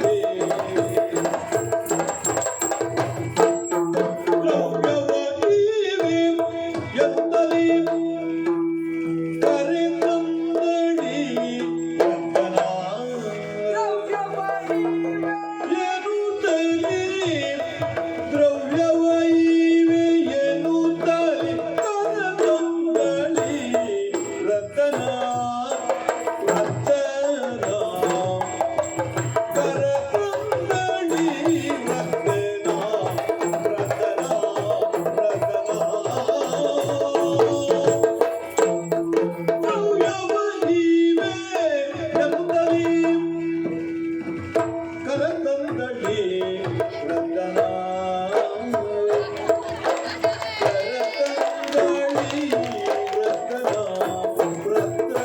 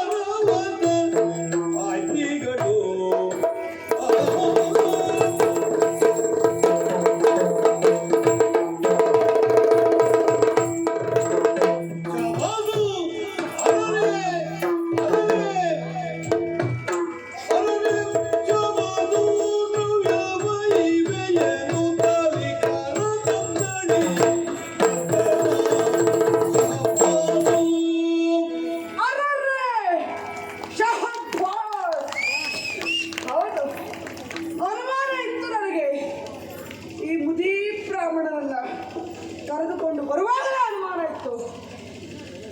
ಹಸ್ತಿನಾವತಿಯವರ ಯೋಗ್ಯತೆ ಏನು, ಅವರ ಅಂತಸ್ತೇನು? ಅಂತಹ ಭೀಷ್ಮ ಇಂತಹ ಹಣ್ಣು ಮುದುಕರೊಡನೆ ಕಾಲ ನಡಿಗೆಯಲ್ಲಿ ನಿನ್ನನ್ನು ಕಳುಹಿಸಿಕೊಟ್ಟಿದ್ದಾನೆ ಅಂತಂದ್ರೆ ನನಗೂ ಅನುಮಾನ ಬಂದಿತ್ತು. ಆದರೆ ಅದು ಕೇವಲ ಅನುಮಾನ ಅಲ್ಲ, ಸತ್ಯ ಅನ್ನೋದು ಈಗ ಸ್ಪಷ್ಟ ಆಯಿತು. ಗುಸುಗುಸು ಗುಣಗುಣು ನೀ ಎಷ್ಟು ಕೊಡಬೇಕಿತ್ತು ನಾನೀಗ ಕೊಡುವುದಿಲ್ಲ, ನೀ ಎಷ್ಟು ಕೊಡಬೇಕಿತ್ತು ನಾನೀಗ ಕೊಡುವುದಿಲ್ಲ. ಆಹಾ, ಒಳ್ಳೆ ಸಂಭಾಷಣೆ ನಿಮ್ಮಿಬ್ಬರದ್ದು. ಏ ಪಟ್ಟ, ಮುಖ ಮುಚ್ಚಿಕೊಳ್ಳುವುದಲ್ಲ, ಮುಖವೇ ಇಲ್ಲದ ಹಾಗೆ ಮಾಡ್ತೇನೆ, ಜಾಗ್ರತೆ.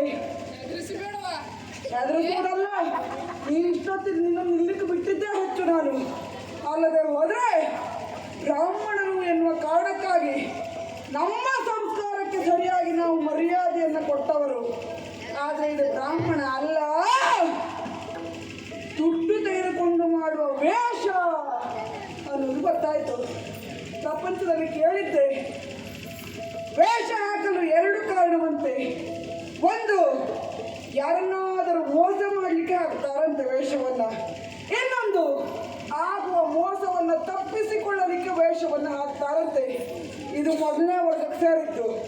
ನಮ್ಮಂಥವರಿಗೆ ಮೋಸ ಮಾಡಲಿಕ್ಕೆ ಬ್ರಾಹ್ಮಣರ ವೇಷವನ್ನು ಹಾಕಿಸಿ ದುಡ್ಡಿನ ಆಮಿಷವನ್ನು ತೋರಿಸಿ ಕರೆದುಕೊಂಡು ಬಂದಿದ್ದಾಳೆ. ಅಂಬೆ ಅಂಬೆ, ಶಹಬ್ಬಾಸ್ ಶಹಬ್ಬಾಸ್, ಯಾರಾದರೂ ಮೆಚ್ಚಲೇಬೇಕು. ಏನು ನಾಟಕ, ಏನು ಕಣ್ಣೀರು, ಏನು ಅಭಿನಯ, ಯಾರಾದರೂ ಮೆಚ್ಚಲೇಬೇಕು. ಈ ವರ್ಷ ಆಗುವುದಿಲ್ಲ, ಒಂದು ವರ್ಷ ಒಂದು ಪ್ರಶಸ್ತಿ ಕೊಡ್ಬೇಕಾಗ್ತದೆ ನೋಡ್ತೇನೆ. ನೀನು ಬದುಕಿದ್ರೆ, ಏ ಅಂಬೆ, ನೀನು ನಿನ್ನಂಥವರು ನನ್ನ ಕ್ಷೇತ್ರದಲ್ಲಿ ಒಂದು ಅರಕ್ಷಣ ನಿಂತಿರಿ ಅಂತಾದರೆ ನನ್ನ ಕ್ಷೇತ್ರ ಪವಿತ್ರವಾಗ್ತದೆ. ಕೊನೆಯ ಎಚ್ಚರಿಕೆ ಕೊಡ್ತಾ ಇದ್ದೇನೆ.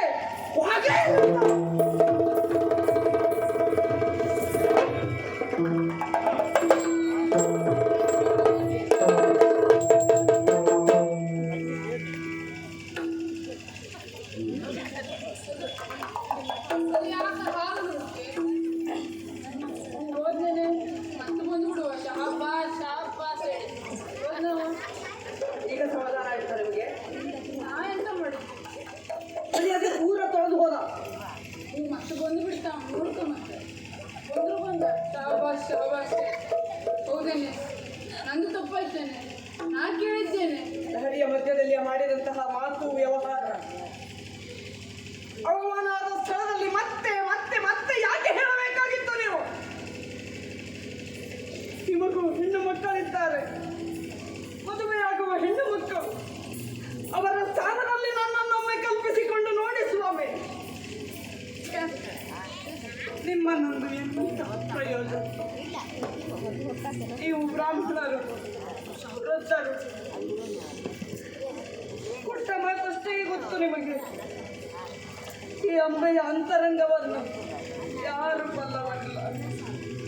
ನೀವಾದರೂ ಹೆಣ್ಣು ಮಕ್ಕಳನ್ನು ಹೆತ್ತವರು ಅರ್ಥ ಮಾಡಿಕೊಳ್ಳುತ್ತೀರಿ ಎಂದು ಹೇಳಿದರೆ ಇಲ್ಲ,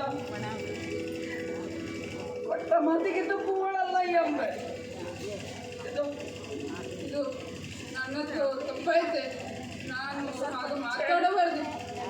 ಇಲ್ಲ, ಮೊದಲ ದಿನದಿಂದಲೂ ನಿನ್ನನ್ನು ನೋಡಿ ಪರೀಕ್ಷೆಯನ್ನು ಮಾಡ್ತಾ ಬಂದವ ನಾನು. ಹೆಣ್ಣನ್ನು ಏನೆಂದು ಹೇಳ್ತಾರೆ ಹೇಳು? ಚಾರುಚಂದ್ರೆ, ಸುಶೀಲೆ, ಸದ್ಗುಣಶೀಲೆ, ಚಾರುಮತಿ, ಚಂಚಲೆ ಅಂತೆಲ್ಲ ಕರೀತಾರೆ. ನನಗೆ ಆಯಾಸವಾದಾಗ ನೀನು ಗಾಳಿ ಹಾಕಿದ್ದೆ, ನನಗೆ ತಂಪನ್ನಿಟ್ಟಿದ್ದೆ, ನನಗೆ ಸಕಲ ಎಲ್ಲ ವ್ಯವಸ್ಥೆಯನ್ನೂ ಮಾಡಿದ್ದೀಯ. ಮತ್ತೆ ನಿನ್ನ ಶೀಲದ ಪ್ರಶ್ನೆ ಬಂದಾಗಲೂ ಕೂಡ ಕೈ ಹಿಡಿ ಅಂತ ನಾವು ಬ್ರಾಹ್ಮಣರು ಯಾವತ್ತೂ ಕೇಳುವುದಿಲ್ಲ. ಆದರೆ ನಾನು ಕೇಳಿದ್ದು ಯಾಕೆ? ನಿನ್ನನ್ನು ಪರೀಕ್ಷಿಸುವ ಸಲುವಾಗಿ ಕೇಳಿದ್ದೆ. ಆಗಲೂ ಕೂಡ ನಿನ್ನ ಶೀಲದ ಪ್ರಶ್ನೆ ಬಂದಾಗ ನೀನು ಸೆಟದಿದ್ದು ನಿಂತಿದ್ದೀಯ. ಆಗ ಗೊತ್ತಾಯಿತು, ನೀನು ಸಕಲ ಪರೀಕ್ಷೆಯಲ್ಲೂ ಸಫಲರಾಗಿದ್ದೀಯೆ, ನೀನು ಪರಿಶುದ್ಧಳಾಗಿದ್ದೀಯೆ. ಒಮ್ಮೆ ನನ್ನದು ತಪ್ಪಾಗಿ ಹೋಯ್ತು. ನಾನು ಹೀಗೆ ಮಾಡಬಾರ್ದು. ನನ್ನ ಮನೆಯವರಿಗೆ ನೀವು ಹೀಗೆ ಮಾತನಾಡಬಾರದು. ನಾನು ತಪ್ಪಾಯಿತು ಎನ್ನುವ ಹಾಗೆ ಮಾತನಾಡಿ ಯಾಕೆ ನನ್ನನ್ನು ಇನ್ನೂ ಸಣ್ಣವಳನ್ನಾಗಿಸುತ್ತೀರಿ? ಯಾರಿನ ಮಾತನ್ನು ನಾನು ನಡೆಸಿಕೊಡುತ್ತೇನೆ. ಇಲ್ಲ, ಹೇಳಿದಷ್ಟು ಲಕ್ಷ ಹೊನ್ನನ್ನು ಕೊಡುವುದಕ್ಕಾಗದಿದ್ದರು ಇದು ನನಗೆ ಗಂಡು ಧಾರೆ ಎರೆಯುವಂತಹ ಸಂದರ್ಭದಲ್ಲಿ ಆ, ನನ್ನಪ್ಪ ಸಾಲಂಕೃತ ವಧುವನ್ನು ಧಾರೆ ಎರೆಯಬೇಕು ಎನ್ನುವ ಕಾರಣಕ್ಕಾಗಿ ಮೈತುಂಬ ಬಂಗಾರವನ್ನು ಆಭರಣವನ್ನು ಏರಿತು. ಇನ್ನು ಈ ಅಂಬೆಯ ಬದುಕಿನಲ್ಲಿ ಮದುವೆಯ ಯೋಗವೇ ಇಲ್ಲವೋ ಏನು? ಇದು ಬೇಡವೇ? ಈ ಆಭರಣವನ್ನು ತೆಗೆದುಕೊಂಡು ನಿಮ್ಮ ಒಬ್ಬ ಮಗಳ ಮದುವೆಯಾಯಿತು ಅಂತಾದರೆ ಈ ಅಂಬೆ ಸಂತೋಷ ಪಡುತ್ತಾಳೆ. ಆಭರಣವನ್ನು ಹಾಕಿ ಹಾರೆ ಎರೆಯುವಂತಹ ಸಂದರ್ಭದಲ್ಲೇ ಒಮ್ಮೆ ಅಂಬೆ ಎನ್ನುವ ಹಾಗೆ ಉಚ್ಚರಿಸಿ ಬಿಡಿ. ಸಾಕು ಸಾಕು, ತೆಗೆದುಕೊ. ಅಂಬೆ, ಯಾರಿಗೂ ಈ ಸ್ಥಿತಿ ಬರಬಾರದು. ನನಗೂ 6 ಜನ ಹೆಣ್ಣು ಮಕ್ಕಳಿದ್ದಾರೆ. ಅವರಲ್ಲಿ ಒಬ್ಬರಿಗೆ ಇದನ್ನು ಹಾಕಿ ನಿನ್ನಲ್ಲಿ ಅವರನ್ನು ಕಾಣುತ್ತೇನೆ. ಇನ್ನಾದರೂ ಸ್ವಲ್ಪ ಯೋಚನೆ ಮಾಡಿ ಒಳ್ಳೆಯ ದಾರಿಯನ್ನು ಹಿಡಿ. ಶುಭವಾಗಲಿ ಎಂಬ ನಾನಿನ್ನು ಬರ್ತೇನೆ. ಹಾಗಾಗುವುದು ನೀನು ನನ್ನೊಟ್ಟಿಗೆ ಬರಲಿಕ್ಕಾಗುವುದಿಲ್ಲ. ಭೀಷ್ಮ ಪ್ರತಿಜ್ಞೆಯನ್ನು ಮೀರಿದಾಗ ಆಗ್ತದೆ. ಭೀಷ್ಮ ಹೇಳಿದ್ದೇನು, ನಿನ್ನೊಟ್ಟಿಗೆ ಕಳುಹಿಸಿಕೊಡು ಅಂತ ಹೇಳಿದ್ದಾನೆ. ಮತ್ತೆ ಕರೆದುಕೊಂಡು ಬಾ ಅಂತ ಹೇಳಿದ. ಹಾಗಾಗಿ ನನ್ನ ದಾರಿ ನನಗೆ, ನಿನ್ನ ದಾರಿ ನಿನಗೆ. ನಾನಿನ್ನು ಬರ್ತೇನೆ. ಶುಭವಾಗಲಿ. ಇನ್ನಾದರೂ ಒಳಿತಾಗಲಿ. ನಾನಿನ್ನು ಬರ್ತೇನೆ ಅಂಬೆ.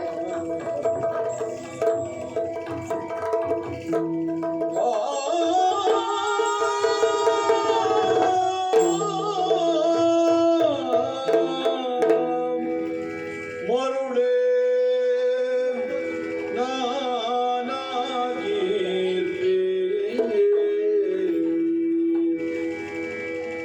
ಮರುಳೇ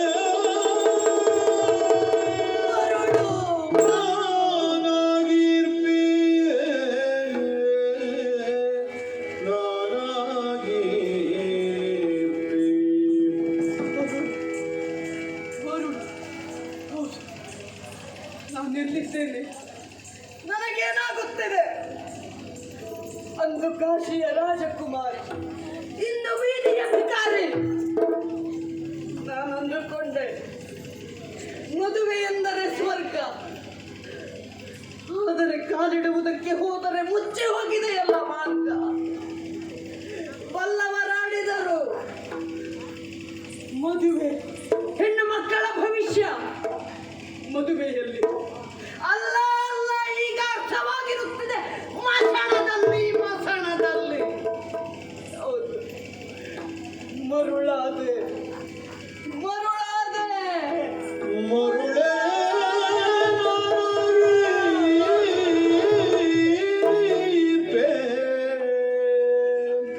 ಮತ್ಪಿತ ಪರಮ ಭಾತಕಿ ಪರಮ ಭಾತಕಿ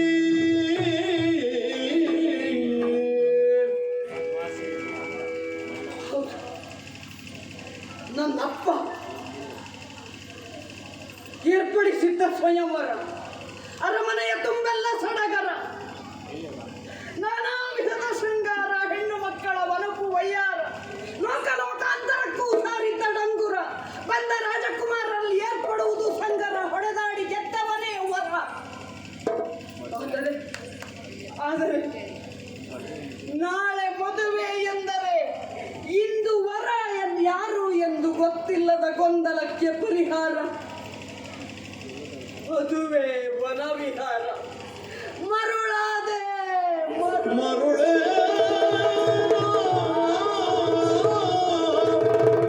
ಮರುಳೇ ನಾನಾಗಿರ್ಬೆ ಯಾಕೆ ಸಾಲ್ವ ಮೂರ್ಖನು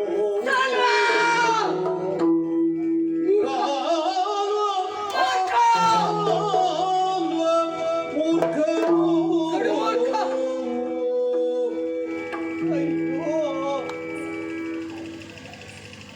ದಾರಿಯ ಮಧ್ಯದಲ್ಲಿ ಎದುರಾಗಿದ್ದ ಸಾಲುವ, ಅಂಬೆಯ ಮುಖದಲ್ಲಿ ತಂದ ಗೆಲುವ, ಹೃದಯದಲ್ಲಿ ಅರಳಿಸಿದ ಒಲವೆಂಬ ಹೂವ, ಮುನ್ನಡಿ ಹಿಡಿಯುವುದಕ್ಕೆ ತುಂಬಿದ್ದ ಬಲವ, ಖಗೋಳವೆಂದ ಗಾಂಧರ್ವ ವಿವಾಹ.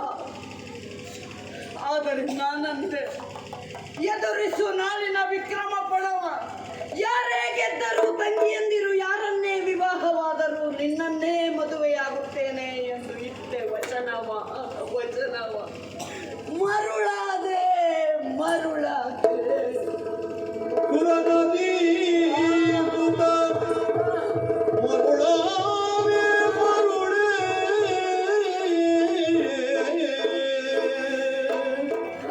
ಆ ಸುರನದಿ ಸುತ ಬುದ್ಧಿ ಹೀನ,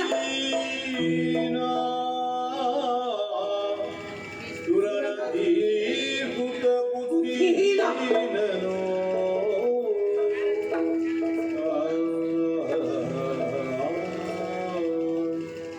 ಸಿದ್ಧವಾಗಿತ್ತು ಮದುವೆ ಎಂಬ ರಣಾಂಗಣ. ರಾಜಕುಮಾರರೆಲ್ಲ ಹೊಡೆದಾಡುವುದಕ್ಕೆ ಹಿಡಿದಿದ್ದರು ಆಯುಧವೆಂಬ ಕಂಕಣ. ಎಲ್ಲರನ್ನೂ ಸಾಲುವ ಗೆದ್ದಿದ್ದ. ಆಗಲೇ ಹಸ್ತಿನಾವತಿಯ ಭೀಷ್ಮ ಆಗಮಿಸಿದ್ದ. ಸಾಲ್ವನನ್ನು ಸೇರಿಸಿ ಎಲ್ಲರೂ ಸೋತು ನಿಂತಿದ್ದರು. ಆ ಕ್ಷಣ ಪದಮೂಲದಲ್ಲಿಟ್ಟರು ಬಿಲ್ಲು ಬಾಣ. ಕಟ್ಟಿಕೊಂಡಿದ್ದ ಕನಸುಗಳೆಲ್ಲವೂ ಮಾಯವಾಗಿ ಮಂಕಾಗಿತ್ತು ವದನ. ಮುಂಗಾಣದ ದಾರಿಯಲ್ಲಿ ಹೊರಟಿತ್ತು ನಮ್ಮ ಪಯಣ. ಹಸ್ತಿನಾವತಿಗೆ ಹೋದಂತಹ ಭೀಷ್ಮ ಸಾರಿದ, ನನ್ನ ತಮ್ಮನೊಂದಿಗೆ ನಿಮ್ಮ ವಿವಾಹ ಬಂಧನ. ಆಗಲೇ ಅರ್ಥೈಸಿಕೊಂಡೆ ಈ ಭೀಷ್ಮನೊಬ್ಬ ಬುದ್ಧಿಹೀನ ಮರುಳಾದೆ. ಎನ್ನ ಸೃಷ್ಟಿಸಿದ ಸರಸಿಜಾತನ ದುಷ್ಟ, ಎನ್ನ ಸೃಷ್ಟಿಸಿದ ಸರಸಿಜಾತನ ದುಷ್ಟ ಇವರುಳು ಸರ್ವ ಕಾರಣ ಮೂಲ. ಸರಸಿಜಾತನ ದುಷ್ಟ ನನ್ನನ್ನು ಹೆಣ್ಣಾಗಿ ಸೃಷ್ಟಿಸಿದ ವಿಧಿ, ಅಂಬೆಗಾಗಿಯೇ ಬರೆದ ದುರ್ವಧಿ. ಬಲ್ಲವರು ಹೇಳಿದರು ಹೆಣ್ಣು ಸಂಸಾರದ ಕಣ್ಣು. ಆದರಿಂದು ಅಂಬೆ ಕಳಂಕ ಹೊತ್ತ ಹುಣ್ಣು. ಕೇಳುವವರು ಯಾರಿದ್ದಾರೆ? ಯಾರಿಲ್ಲ. ಮುನ್ನಡಿ ಇಟ್ಟು ನನ್ನ ಭವಿಷ್ಯ ಬದುಕು ಹೀಗೆ ಇರಬೇಕು ಎನ್ನುವ ಹಾಗೆ ಬಯಸಿದವಳು ನಾನು ಮರುಳು. ರಕ್ತದ ರಣಕಣದಲ್ಲಿ ಹೆಣ್ಣು ಮಕ್ಕಳ ಭವಿಷ್ಯವನ್ನು ಬರೆಯುವುದಕ್ಕೆ ಹೊರಟಂತಹ ನನ್ನಪ್ಪ ಸ್ವಾರ್ಥ ರಾಜಕಾರಣಿ, ಪರಮ ಪಾತಕಿ. ಪ್ರೇಮದ ಪುತ್ಥಳಿ ಎನ್ನುವ ಹಾಗೆ ಬಿಂಬಿಸಿ ಹೋಗಿ ಕೇಳಿದರೆ ಅಂತರಂಗಕ್ಕೆ ಮಸಿ ಬಳಿದುಕೊಂಡು ವ್ಯಭಿಚಾರಿ ಎನ್ನುವ ಹಾಗೆ ಪಟ್ಟ ಕಟ್ಟಿದ ಮೂರ್ಖ ಕಡು ಸಾವು. ಕಟ್ಟಿಕೊಂಡಿದ್ದ ಕನಸುಗಳಿಗೆ ಆಶಯವಿಲ್ಲದೆ ಪುರುಷನ ಸ್ವಾರ್ಥಗಳಿಗೆ ಬಲಿಯಾಗುವಂತಹ ಹೆಣ್ಣಾಗಿ ಸೃಷ್ಟಿಸಿದ ಆ ಬ್ರಹ್ಮ ಕಡು ದುಷ್ಟ ಕಡು.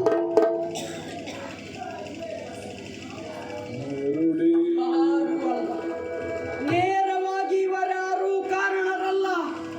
ಸರ್ವ ಕಾರಣ ಮೂಲ ಭೀಷ್ಮನೇ. ಸರ್ವ ಕಾರಣ ಮೂಲ ಭೀಷ್ಮನೇ. ತರಳತನ ಏನೆಂದೆ ಹೋಗುವೆ ಅವನ ಬಳಿಗೆ. ಹೌದು, ಪ್ರಪಂಚದಲ್ಲಿ ತನ್ನನ್ನು ಗೆಲ್ಲುವವರು ಯಾರೂ ಇಲ್ಲ ಎನ್ನುವ ಸೊಕ್ಕಿನೊಂದಿಗೆ ಕಾಶಿಯ ರಣಾಂಗಣವನ್ನು ಪ್ರವೇಶಿಸಿ ಧೂಮಕೇತುವಿನಂತೆ ಅಬ್ಬರಿಸಿ ಈ ಹೆಣ್ಣು ಮಕ್ಕಳ ಇಚ್ಛಾ ಮರ್ಯಾದೆಯನ್ನು ಮಣ್ಣುಗೂಡಿಸಿದ ಭೀಷ್ಮ. ಇಷ್ಟಕ್ಕೆಲ್ಲ ನೀನೇ ಕಾರಣ ಭೀಷ್ಮ. ನಿನ್ನಲ್ಲಿಯೇ ಪ್ರಶ್ನೆ ಕೇಳುತ್ತೇನೆ, ನ್ಯಾಯ ಕೇಳುತ್ತೇನೆ. ನಿನ್ನವರಿಗಾಗಿಯೇ ಬರುತ್ತೇನೆ ಭೀಷ್ಮ, ಬರುತ್ತೇನೆ.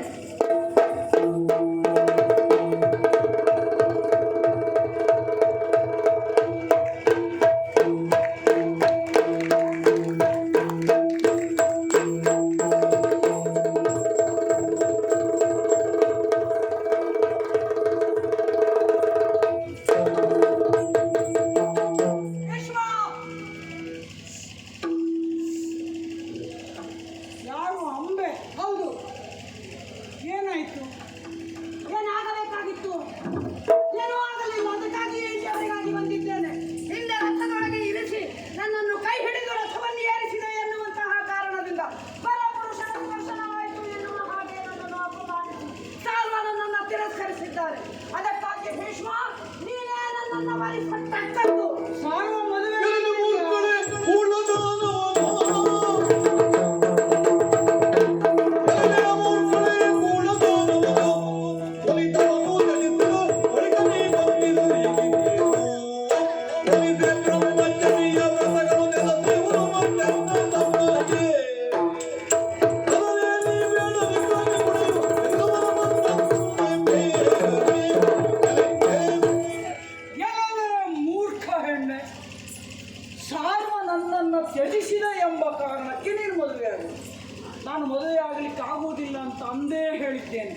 ಸಾರ್ವ ನಿನ್ನನ್ನು ತಿರಸ್ಕರಿಸಿದ ಎಂಬ ಕಾರಣಕ್ಕೆ ಮದುವೆ ಆಗಲಿಕ್ಕೆ ಈ ಭೀಷ್ಮ ಒಂದು ಜನ ಅಂತ ಮಾಡ್ಕೊಂಡ್ಯಾ? ಯಾಕೆ ಮತ್ತೆ ಇಲ್ಲಿಗೆ ನೀನು ಬಂದದ್ದೇ ತಪ್ಪು. ಅದನ್ನು ಹೇಳು, ಹೊರಡೋ. ನನ್ನ ಮುಖವನ್ನೊಮ್ಮೆ ನೋಡಿ ಆಚಾರ್ಯ, ಎಲ್ಲವನ್ನೂ ಕಳೆದುಕೊಂಡು ಬಂದು ನಿಂತಿದ್ದಾಳೆ ಅಂಬೆ. ಈಗ ನಾನು ನಿಜವಾಗಿಯೂ ಅನಾಥಳಾಗಿದ್ದೆ. ಆ ಸಾಲ್ವ ಇಷ್ಟೊಂದು ಮೂರ್ಖ ಎಂದು ನನಗಾಗ ಅರಿವಾಗಲೇ ಇಲ್ಲ.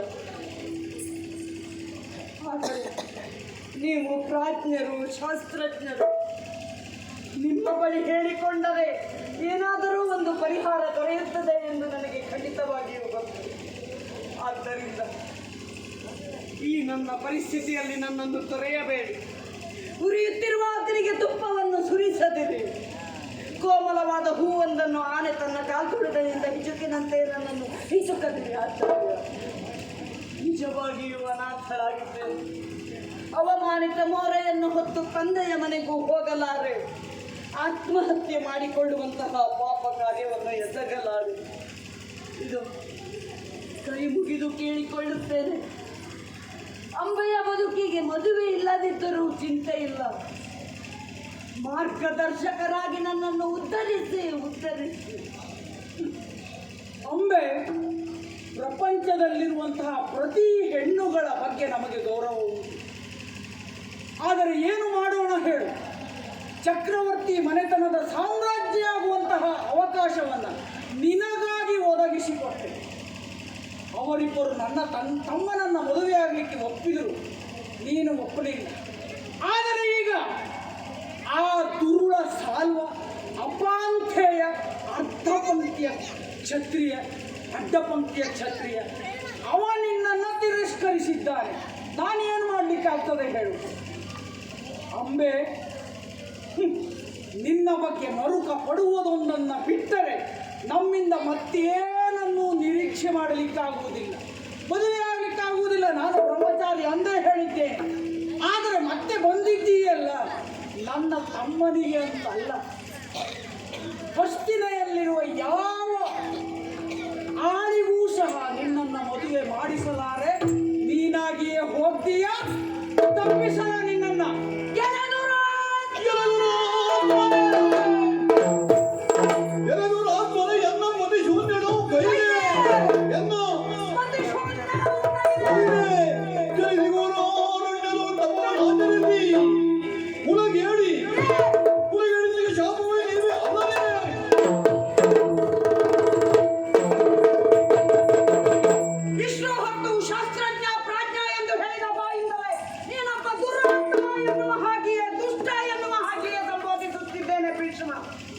ನನ್ನನ್ನು ಮುಟ್ಟಿ ಶೂನ್ಯನಾಗಿ ಮಾಡಿದರೆ ಅಲ್ಲವೇ?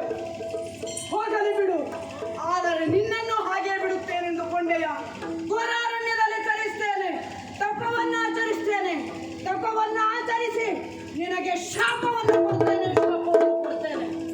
ಹೆಣ್ಣಾಗಿ ಅದು ನನಗೆ ಸಿದ್ಧಿಸದೆ ಹೋಯಿತು ಅಂತಾದರೆ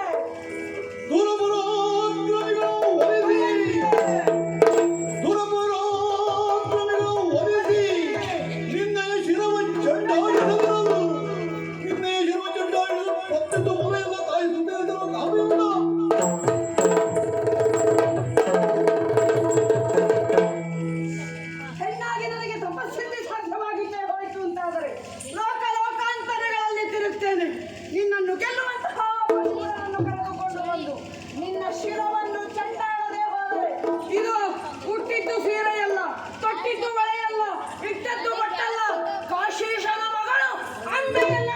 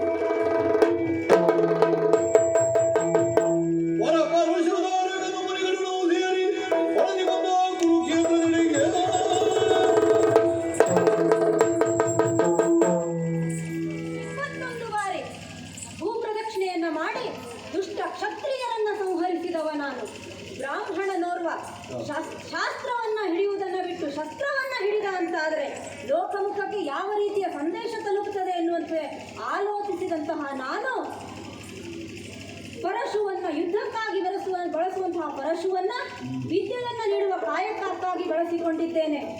ಅದೆಷ್ಟೋ ಶಿಷ್ಯ ಕೋಟಿಗಳನ್ನ ಗಳಿಸಿಕೊಂಡವ ನಾನು. ನನ್ನ ನೆಚ್ಚಿನವನು ಮೆಚ್ಚಿನವನು ಆದವ ಭೀಷ್ಮ, ಅವನ ಮೇಲೆ ಅಪವಾದ ಬಂದಿದೆಯಂತೆ. ಕರೆದವರ್ಯಾರು? ಋಷಿ ಸಮೂಹ. ಬೇರೆ ಯಾರೋ ಕರೆದಿದ್ದಾದ್ರೆ ಬರುವಂತಹ ಅಗತ್ಯ ಇರಲಿಲ್ಲ. ಋಷಿ ಸಮೂಹವೇ ಕರೆದಿದ್ದರಿಂದ ಇಲ್ಲಿಗೆ ಬಂದಿದ್ದೇನೆ. ಅವರ ಆಡಿದ ಮಾತುಗಳನ್ನು ಕೇಳಿದಾಗ ಬಹಳ ವಿಚಿತ್ರ ಆಯಿತು ನನಗೆ. ಅಬ್ಬ, ಹೀಗಾಗಿ ಹೋಯ್ತೆ ಹಾಗಿದ್ರೆ. ಆದರೆ ನಾನು ಅವರನ್ನ ಮಾತನ್ನ ನಂಬಲಿಲ್ಲ. ನನ್ನ ಶಿಷ್ಯ ಅಂಥವನಲ್ಲ ಅಂತಂದೆ. ಒಂದು ಹೆಣ್ಣು ಮಗಳ ಬಾಳನ್ನ ಮಾಡುವಂತಹ ಕ್ರೂರಿ ಆತನಲ್ಲ ಎಂದೆ. ಆದರೆ ನಿಮ್ಮ ಶಿಷ್ಯ ಬಹಳ ಬದಲಾಗಿದ್ದಾನೆ ಅಂತ ಅವರು ಆಡಿದರು. ಅವರಿಗೆ ಬುದ್ಧಿಯನ್ನ ಕಲಿಸಬೇಕು ಅಂತ ಆಡಿದರು. ದುರುಳತನವ ಗೈದರಿನ್ನು ಪುರವ ಸಹಿತ ಭಸ್ಮಗೈವೆ ಅಂತ ಆಡಿ ಬಂದಿದ್ದೇನೆ. ಯಾಕೆ ಅಂದ್ರೆ ನನ್ನಿಂದ ಕೆತ್ತಲ್ಪಟ್ಟಂತಹ ಶಿಲ್ಪ ಅದು. ಶಿಲ್ಪದಲ್ಲಿ ದೋಷ ಕಂಡು ಬರ್ತದೆ ಅಂತಾದ್ರೆ ನನ್ನಿಂದಾಗಿಯೇ ದೋಷ ಅಂತ ಆಗುತ್ತದೆ. ಆದ್ದರಿಂದ ಅವನಲ್ಲಿ ಕೇಳಬೇಕು ಅಂತ ಮುಂದಾಗಿ ಬಂದು ನಿಂತದ್ದು ಕುರುಕ್ಷೇತ್ರ, ಧರ್ಮಕ್ಷೇತ್ರ ಅಂತ ಕರೆಸಿಕೊಂಡಂತಹ ಕುರುಕ್ಷೇತ್ರದಲ್ಲಿ ಬಂದು ನಿಂತಿದ್ದೇನೆ. ಇದು ನಮಗೆ ಸ್ವಕ್ಷೇತ್ರವೇ ಹೌದು. ನನ್ನ ಶಿಷ್ಯನೂ ಆದಂತಹ ಹಾಗೂ ಭೀಷ್ಮನ ಸಹಪಾಠಿಯೂ ಆದಂತಹ ಕೃತವರ್ಣನಲ್ಲಿ ಹೇಳಿ ಕಳಿಸಿದ್ದೇನೆ. ಯುದ್ಧಕ್ಕಾಗಿ ಸಿದ್ಧನಾಗಿ ಬರಬೇಕು, ಅದೆಲ್ಲ ಮದುವೆಗಾಗಿ ಸಿದ್ಧನಾಗಿ ಬಾಸಿಂಗವನ್ನು ಕಟ್ಟಿಕೊಂಡು ಬರಬೇಕು ಎಂಬುದಾಗಿ. ಒಂದು ಕಡೆಯಲ್ಲಿ ಪರಶುವನ್ನ ಪ್ರತಿಷ್ಠಾಪಿಸಿದ್ದೇನೆ, ಇನ್ನೊಂದೆಡೆಯಲ್ಲಿ ಅಗ್ನಿಯನ್ನ ಪ್ರತಿಷ್ಠಾಪಿಸಿದ್ದೇನೆ. ಬಂದಂತಹ ಭೀಷ್ಮ ಯಾವುದನ್ನು ಆಯ್ಕೆ ಮಾಡಿಕೊಳ್ಳುತ್ತಾನೆ ಅಂತ ಕಾದು ನೋಡ್ತೇನಂತೆ.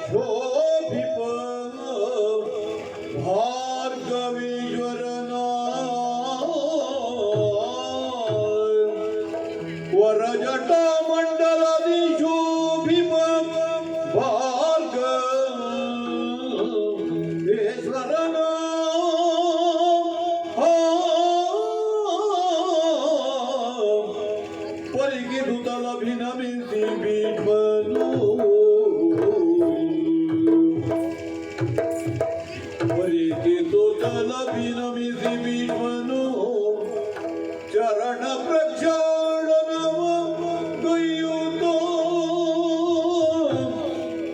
ಚರಣ ಪ್ರಕ್ಷಾಳನವ ಗೈಯುತ್ತ ಶಿರದಿ ತೀರ್ಥವ ಧರಿಸಿ ಮಧುಪರ್ಕಾದಿಗಳ ಕಾನಿತ್ತು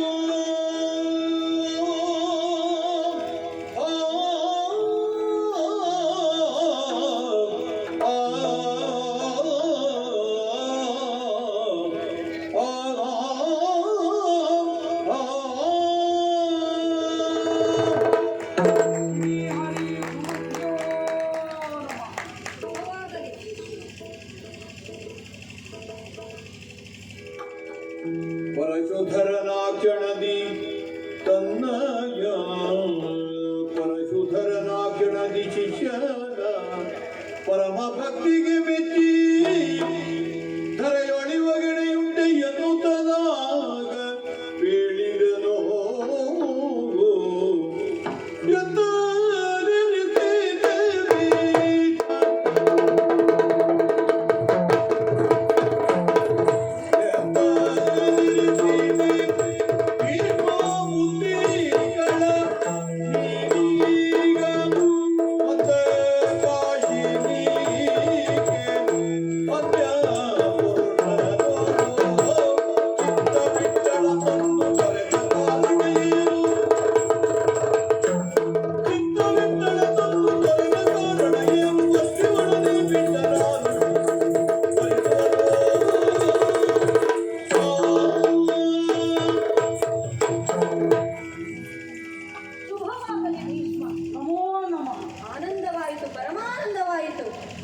ನಿನ್ನ ಶಿಷ್ಟಾಚಾರದಿಂದ ಉಪಚಾರದಿಂದ ಬಹಳ ಸಂತುಷ್ಟನಾಗಿದ್ದೇನೆ.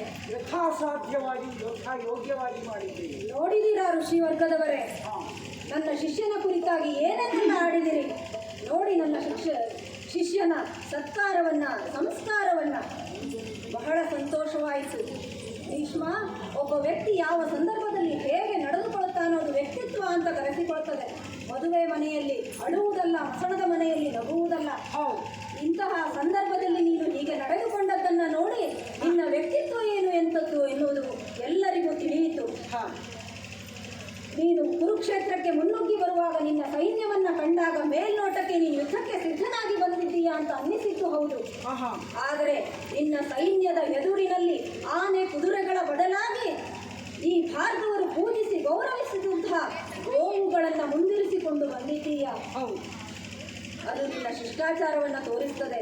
ಅಷ್ಟೇ ಅಲ್ಲ, ಮಣಿಮಯವಾದಂತಹ ರಥವನ್ನು ದೂರದಲ್ಲಿಯೇ ಇರಿಸಿ ಕಾಲ್ನಡಿಗೆಯಲ್ಲಿಯೇ ಬಂದು ನನ್ನನ್ನು ಉಪಚರಿಸಿದವ. ಭೀಷ್ಮ ಅಂತ ಕರೆಸಿಕೊಂಡರೂ ಕೂಡ ನನ್ನ ಶಿಷ್ಯ ದೇವವ್ರತ ಎನ್ನುವುದನ್ನು ನೀನು ಸಾಧಿಸಿ ತೋರಿಸಿದ್ದೀಯ. ಬಹಳ ಸಂತೋಷ ಆಯಿತು. ಆದರೆ ನಿನಗೆ ಕೇಳುವುದೇನು ಗೊತ್ತೋ, ಇಷ್ಟು ಶಿಷ್ಟಾಚಾರ, ಇಷ್ಟು ಬುದ್ಧಿವಂತಿಕೆ ಅಂದು ಎಲ್ಲಿ ಹೋಗಿತ್ತು ನಿನಗೆ ಅಂತ. ಏನು ಹೇಳ್ತಾ ಇದ್ದೀನಿ? ನನ್ನಿಂದ ಆದಂತಹ ಎಲ್ಲ ವಿದ್ಯೆಗಳನ್ನು ನಿನಗೆ ಧಾರೆ ಎರೆದೆ. ವಿದ್ಯೆಗಳನ್ನು ಪಡೆದಂತಹ ನೀನು ಈ ಯುಗದಲ್ಲಿ ಅಭಿನವ ಶ್ರೀ ರಾಮಚಂದ್ರನಾಗ್ತೀಯ ಅಂತ ಭಾವಿಸಿದೆ. ಆದರೆ ನಾನು ಕೇಳಿದ ವರ್ತಮಾನವೇ ಬೇರೆ. ಏನಾಯಿತು? ಏನು ಕೇಳಿದ್ದೀರಿ? ಕಾಶಿಗೆ ಹೋದ್ರೆ ಅಂತ ಹೋದ್ರ? ಅಲ್ಲಿ ಆ ವಿಕ್ರಮವೇ ಪಣ ಅದನ್ನು ನಿಯಂತ್ರಿಸಿ 100 ರಾಜಕುಮಾರಿಯರನ್ನ ತಂದೆಯಂತೆ. ನೀನು ಅಲ್ಲಿಗೆ ಹೋಗಿದ್ಯಾಕೆ?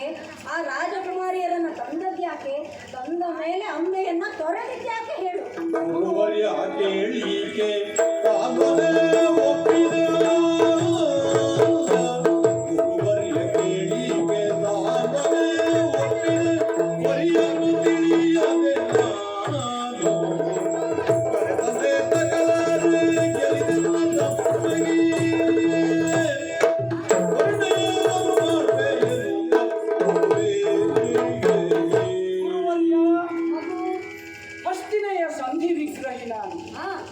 ತಂದೆಗೆ ಮಾತು ಕೊಟ್ಟಿದ್ದೇನೆ, ನನ್ನ ಪ್ರಾಣವನ್ನಾದರೂ ಪಣವಿಟ್ಟು ಹಸ್ತಿನೆಯ ಪೀಠವನ್ನು ರಕ್ಷಣೆ ಮಾಡ್ತೇನೆ ಅನ್ನುವಂತಹ ಮಾತು ಕೊಟ್ಟಿದ್ದೇನೆ. ಈ ಪ್ರತಾಪಸೇನ ಎಲ್ಲರಿಗೂ ಲೇಖನವನ್ನು ಕೊಟ್ಟು ಕರೆಸಿದ. ನಮಗೆ ಲೇಖನ ಇಲ್ಲ. ತಾಯಿ ಸತ್ಯವತಿ ದೇವಿಯವರ ಅಪ್ಪಣೆಯನ್ನು ಪಡೆದು ಈ 3 ಹೆಣ್ಣು ಮಕ್ಕಳನ್ನು ನನ್ನ ತಮ್ಮನಿಗೋಸ್ಕರವೇ ನಾನು ತಂದಿದ್ದೇನೆ. ತಮ್ಮನನ್ನ ಮದುವೆಯಾಗಲಿಕ್ಕೆ ಹೇಳಿದೆ. ಹಿರಿಯವರಿಬ್ಬರು ಒಪ್ಪಿದರು. ಹಿರಿಯರಾದ ಅಂಬೆ ಒಪ್ಪಲಿಲ್ಲ. ತನ್ನ ಮನಸ್ಸಿನಲ್ಲಿ ಸಾಲ್ವ ಇದ್ದಾನೆ ಅಂತ ಹೇಳಿದಳು. ಸಾಲ್ವನಲ್ಲಿಗೆ ಅವಳನ್ನು ಕಳುಹಿಕೊಟ್ಟೆ. ಆದರೆ ಸಾಲ್ವ ತಿರಸ್ಕಾರ ಮಾಡಿದ. ಅದಕ್ಕೆ ನಾವು ಕಾರಣ. ತಮ್ಮನಿಗಾದರೂ ಪರನಾರಿಯಾಡ ನೀನು ಹೆಮ್ಮೆಯೊಳಗರ ಬೀಡಿರು.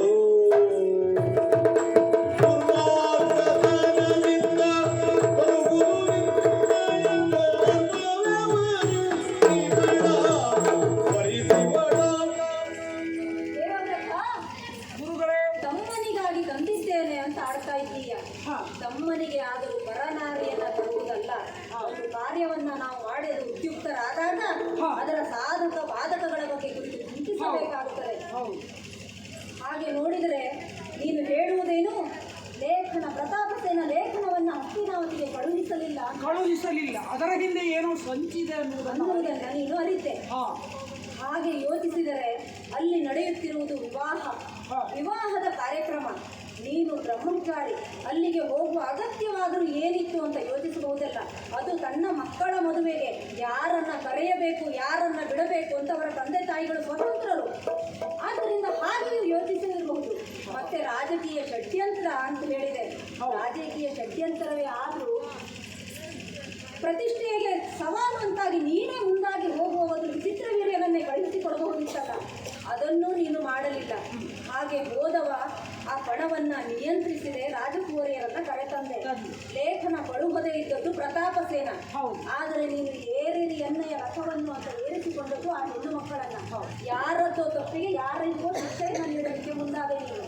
ಅಲ್ಲ, ಪ್ರತಾಪಸೇನ ಲೇಖನವನ್ನು ಕಳುಹಿಸಲಿಲ್ಲ. ಅವನ ರಟ್ಟೆಯನ್ನು ಅವನನ್ನು ಕೂರಿಸಿಕೊಂಡು ಒಪ್ಪಿಕೊಳ್ಳಿಕ್ಕೆ ಅವನ ರಟ್ಟೆಯನ್ನು ಹಿಡಿದು ಕೇಳಬಹುದಿತ್ತು. ಆ ಹೆಣ್ಣು ಮಕ್ಕಳನ್ನ ತರುವುದಕ್ಕೋಸ್ಕರವೇ ನಾನು ಹೋದದ್ದು, ತಮ್ಮನಿಗೋಸ್ಕರ ತಂದೆ. ತಂದಾದ ನಂತರದಲ್ಲಿ ತಂದ ಕೂಡಲೇ ಆ ಹೆಣ್ಣು ಮಕ್ಕಳನ್ನು ತಮ್ಮನಿಗೆ ಒಪ್ಪಿಸಬಹುದಿತ್ತು. ಅದನ್ನು ಮಾಡಿದೆಯಾ ನೀನು? ಹಿರಿಯವರಿಬ್ಬರು ಒಪ್ಪಿದ್ರು. ಹೆಣ್ಣು ಮಕ್ಕಳ ಅಭಿಪ್ರಾಯವನ್ನ ಕೇಳಲಿಕ್ಕೆ ಮುಂದಾದೆ. ಹಿರಿಯರಿಬ್ಬರು ನಿನ್ನ ತಮ್ಮನನ್ನ ಒಪ್ಪಿಕೊಂಡ್ರು.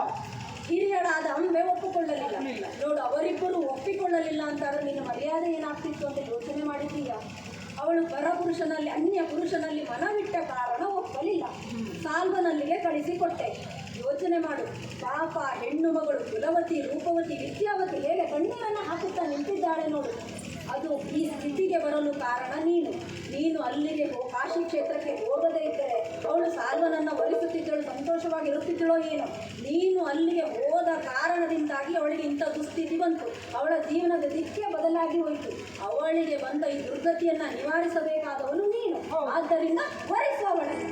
ತಂದೆಗೋ ಸುಖ ಬ್ರಹ್ಮಚರ್ಯದೊಳಿಯ ಭೀಷ್ಮ, ತಂದೆಗೋ ಸುಖ ಬ್ರಹ್ಮಚರ್ಯದೊಳಿಯ ಭೀಷ್ಮ, ಎಂದಿಗಾದರೂ ದುರ್ಮಾರ್ಗದಲ್ಲಿ ನಿಂದಿತವಗಾಯ ಕೈವನೆ ಗುರುರಾಯ,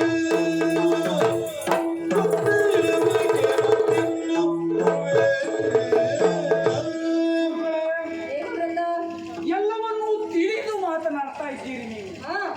ಈ ದೇವವ್ರತ ಭೀಷ್ಮ ಆದದ್ದು ಹೇಗೆ ಅನ್ನುವುದು ನಿಮಗೂ ಗೊತ್ತು, ತಿಳಿದಿದೆ. ತಂದೆಗೋಸ್ಕರ ಬ್ರಹ್ಮಚರ್ಯವನ್ನ ಸ್ವೀಕರಿಸಿದ್ದೇನೆ ನಾನು. ದೇವವ್ರತ ಎನ್ನುವ ಹೆಸರು ಮರೆತು ಹೋಗುವಷ್ಟು ಭೀಷ್ಮ ಅಂತ ಪ್ರಸಿದ್ಧನಾಗಿದೆ. ಹೌದೌದು. ಅಂದಿನಿಂದ ಭೀಷ್ಮಾಚಾರ್ಯ ಅಂತ ಆದವ. ಅಂದ್ರೆ ನಾವು ಸಂಸಾರಿ ಅಲ್ಲ, ಆದರೂ ಸಂಸಾರದಲ್ಲಿ ಇದ್ದೇವೆ. ಅಧಿಕಾರ ನಮಗಿಲ್ಲ, ಆದರೂ ಹೊಣೆಗಾರಿಕೆ ಅನ್ನುವುದು ಉಂಟು. ನಮ್ಮ ತಂದೆ ಹೇಳಿದ ಮಾತು ಇದು ಎರಡೂ ನಿನಗುಂಟು ಭೀಷ್ಮ, ಆದರೆ ಯಾವುದು ತಾಗಿಸಿಕೊಳ್ಬೇಡ. ಹಾಗೆ ನಮಗೆ ಯಾವುದು ಅಂಟಿಕೊಳ್ಳಲಿಲ್ಲ, ಅಂಟಿಯೂ ಅಂಟದಂತೆ ನಾವಿದ್ದೇವೆ. ಗುರುಗಳೇ, ಆ ಹೆಣ್ಣು ಮಕ್ಕಳನ್ನು ತಂದೆ ಅವರಿಬ್ಬರು ಮದುವೆ ಆಗಲಿಕ್ಕೆ ಒಪ್ಪಿದ್ರು. ಇವಳು ಮದುವೆ ಆಗುವುದಿಲ್ಲ ಅಂತ ಹೇಳಿದ್ರು.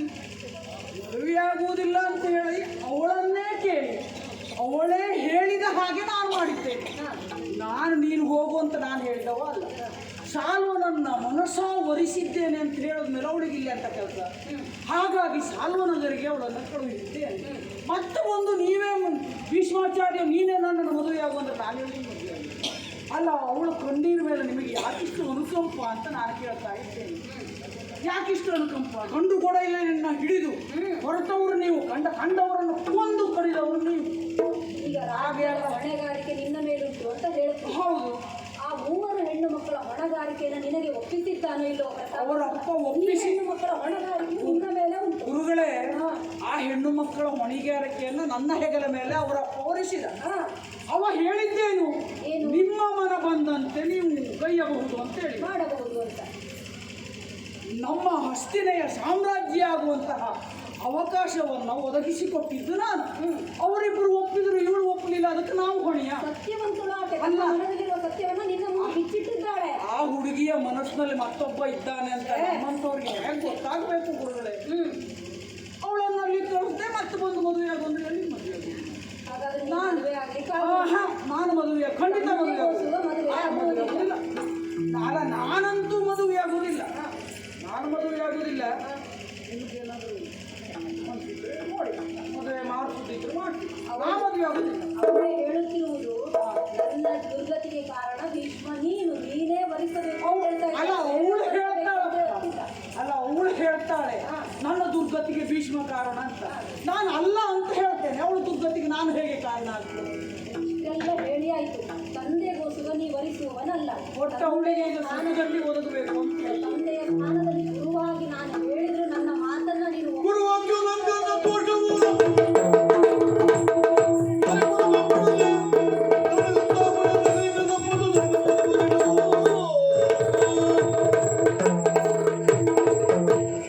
ಭೀಷ್ಮ, ನನ್ನ ಮಾತನ್ನ ನೀನು ಮೀರಿದೆ ಅಂತಾದ್ರೆ ಗುರುವಾಕ್ಯ, ವೇದವಾಕ್ಯ, ದೇವವಾಕ್ಯ ಅದು. ಅದನ್ನ ಮೀರಿದೆ ಅಂತಾದ್ರೆ ಮಹಾಪಾಪ. ಬಿಡದೆ ಕಾಡುತ್ತದೆ ನಿನ್ನ ಅದನ್ನ. ಆದ್ರಿಂದ ಗುರುವಿನ ಮಾತನ್ನ ಮೀರಬಾರದು. ಒಬ್ಬ ಹೆಣ್ಣು ಮಗಳ ಕಣ್ಣೀರು ಭೂಮಿಯ ಮೇಲೆ ಬೀಳುತ್ತದೆ ಅಂತಾದ್ರೆ ಆ ಭೂಮಿಗೆ ಒಳ್ಳೆಯದಾಗುವುದಿಲ್ಲ. ಆದ್ದರಿಂದ ಹೇಳ್ತಾ ಇದ್ದೇನೆ, ನೀನು ಅವಳನ್ನ ಸ್ವೀಕರಿಸದೆ ವರಿಸದೆ ಇದ್ದೆ ಅಂತಾದ್ರೆ ನಿನ್ನ ದೇಶ ಕೋಶ ಸಂಪತ್ತು ಎಲ್ಲ ನಾಶವಾಗಿ ಹೋಗ್ತದೆ. ಅಷ್ಟೇ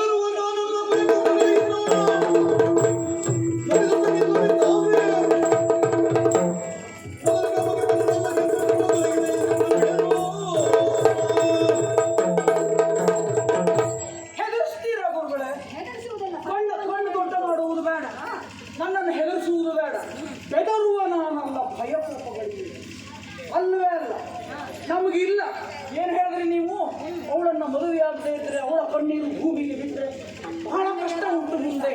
ನಿನ್ನ ಸಂಪತ್ತು ರಾಜ್ಯ ಕೋಶ ಎಲ್ಲ ನಾಶವಾಗಿದೆ. ಒಂದು ಕಾಲದಲ್ಲಿ ಇದೆಲ್ಲ ಕೈ ಬೀಸಿ ನನ್ನನ್ನು ಕರೆದಿತ್ತು. ಆಗಲೇ ನಾನು ಬೇಡ ಅಂತ ಹೇಳಿದವ, ಈಗ ಹೋಗ್ತಂತಾಗ ಬಾ ಅಂತ ಹೇಳ್ತೀನಿ. ಬೇಡಪ್ಪ, ನಮಗೆ ಯಾವುದು ಬೇಡ. ಅದು ಮನಸ್ಸಿದ್ದಾಗ ಹೋಗ್ಲಿ. ಲಕ್ಷ್ಮಿ ಮನಸ್ಸಿದ್ದಾಗ ಹೋಗ್ಲಿ, ಮನಸ್ಸಿದ್ದಾಗ ಬರಲಿ. ರಾಜ್ಯ ಮನಸ್ಸಿದ್ರು ಹೋಗ್ಲಿ, ಮನಸ್ಸಿದ್ರು ಬರಲಿ. ಕೋಶ ಸಂಪತ್ತು ಎಲ್ಲವೂ ಹೋಗ್ಲಿ. ಮರಣವು ಅದ್ಯೈವವ ಮರಣಮಸ್ತು ಯುಗಾಂತರೇವ. ಯಾವಾಗ ಬಂದರು ನಾನು ಸ್ವೀಕಾರ ಮಾಡಲಿಕ್ಕೆ ಕಲಿತೇನೆ.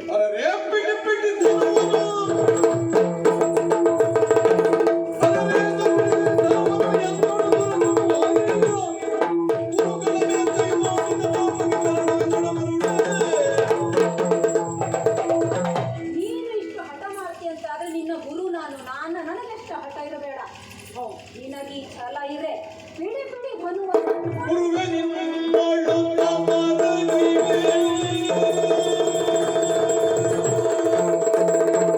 ಗುರುವೆ ನಿನ್ನೊಳು ತಮರಗಿವೆ, ಗುರುವೆ ನಿನ್ನೊಳು ತಮರಗಿವೆನು. ರಘುವಧು ದೇವಾರುವಂದದಿ ವರದ ಕರುಣಾ ಬಿಂದುವೆಂತ ಚರಣಿ ಜನಗೆ ಗುರುವೇ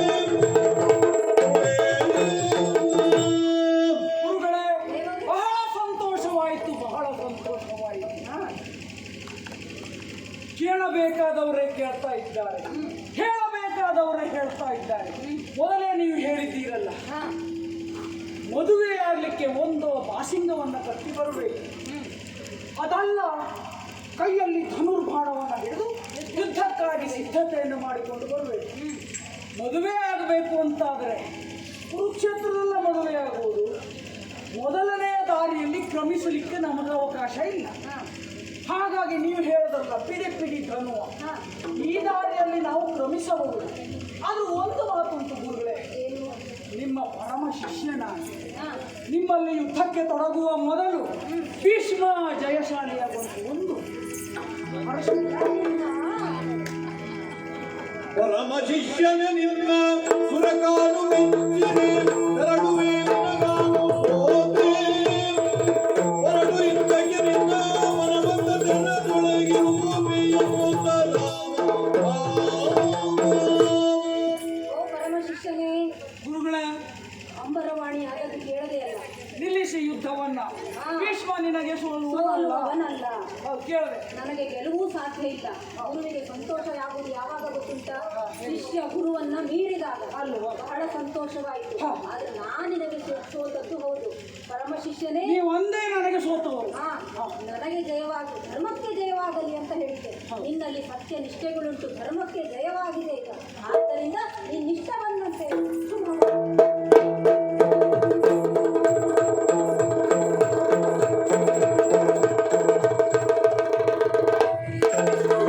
ಬಿಡಿ ಬಿಡಿ ಧನುವನ್ನು ನಿನ್ನ ಮನವಿಗೆ. ಬಿಡಿ ಬಿಡಿ ಬಿಡಿ ಧನುವನ್ನು ನಿನ್ನ ಜಗದೊಂಬಿರು.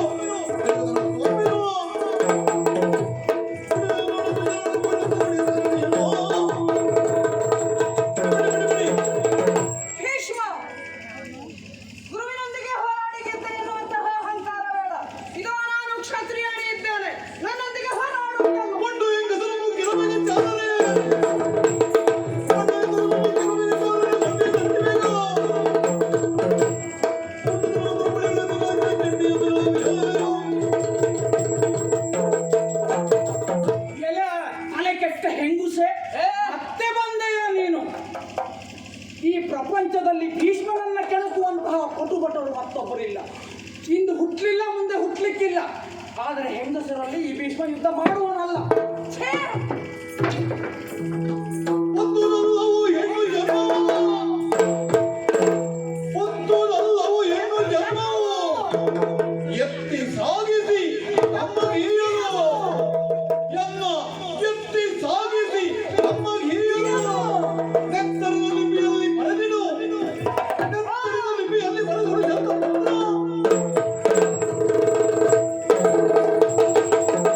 ಭೀಷ್ಮ, ಹೆಣ್ಣೆಂದರೆ ಏನಂದೆ? ತಾಯಿ ಗಂಗೆಗೆ ಸಮಾನ. ಆದರೆ ಹೆಣ್ಣೊಬ್ಬಳಿಗೆ ಜೀವನವನ್ನು ಕೊಡುವುದಕ್ಕೆ ಹಿಂದೆ ಏಟು ಹಾಕಿದೆಯಲ್ಲ. ಬಾಯಿ ಮುಂದೆ ಇಲ್ಲಿ ಅಲ್ಲೇ ನಿಂತು ಏನು ಮಾತನಾಡುತ್ತಿ? ನನ್ನ ಮಾತಿಗೆ ಉತ್ತರ ಕೊಡಲು ಸಾಧ್ಯವಾ ಹೇಳು? ಅಂತಹ ಹೆಣ್ಣಿನೊಡನೆ ಯುದ್ಧ ಮಾಡುವುದಿಲ್ಲ ಎನ್ನುವ ಹಾಗೆ ಬಿಲ್ಲು ಬಾಣವನ್ನು ತ್ಯಜಿಸಿದರೆ ನಾನು ಬಿಡುತ್ತೇನೆಂದುಕೊಂಡೆಯ ಭೀಷ್ಮ? ಕಂಡವರಿಗೆ ತೆಗೆದುಕೊಂಡು ಹೋಗುವುದಕ್ಕೆ ಈ ಹೆಣ್ಣು ಎಂದರೆ ನಿನ್ನ ಕೈತು ತಂದುಕೊಂಡೆಯನ ಭೀಷ್ಮ? ಛೇ!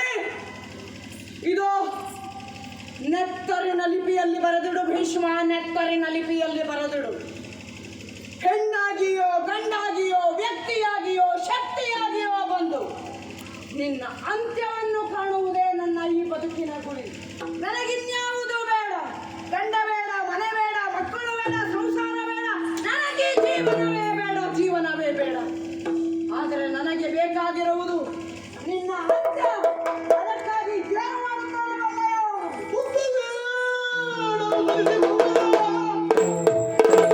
ಒತ್ತ ಸೇಡಲು ಬಲಿಸಿ ಬರುವೆನು, ಮತ್ತೆ ಪಡೆದು ಇನ್ನೊಂದು ಜನ್ಮ, ಮತ್ತೆ ಪಡೆದು ಇನ್ನೊಂದು ಜನ್ಮ. ಎತ್ತ ಹೋದರು ಬಿಡಲು, ಎತ್ತ ಹೋದರು ಬಿಡಲು ಬಿಡುವುದಿಲ್ಲ.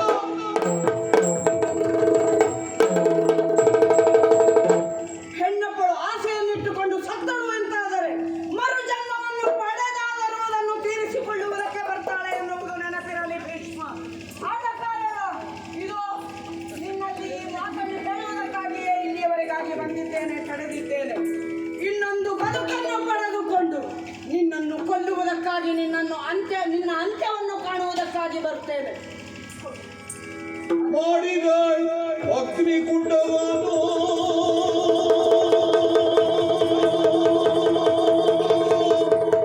ಮಾಡಿದ ಅಗ್ನಿಕುಂಡವಾಗಿ ದಶ ದಿಕ್ಕು ನೋಡಿ,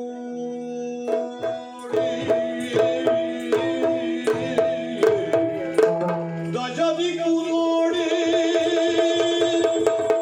ಕೈ ಮುಗಿಯುತ್ತವೆ.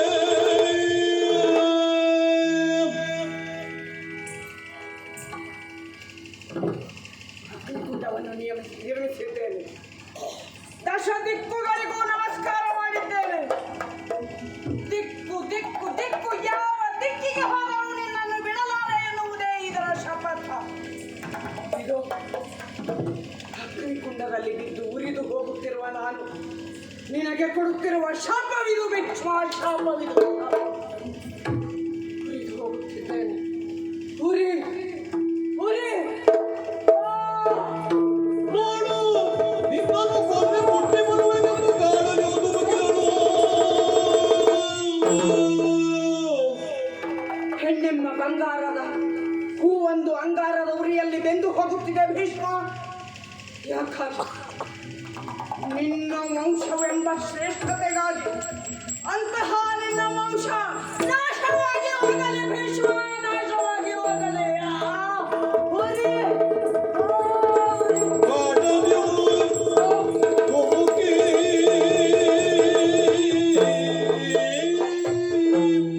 ನನ್ನ ಪಾದಗಳು ಉರಿದು ಹೋಗುತ್ತಿವೆ.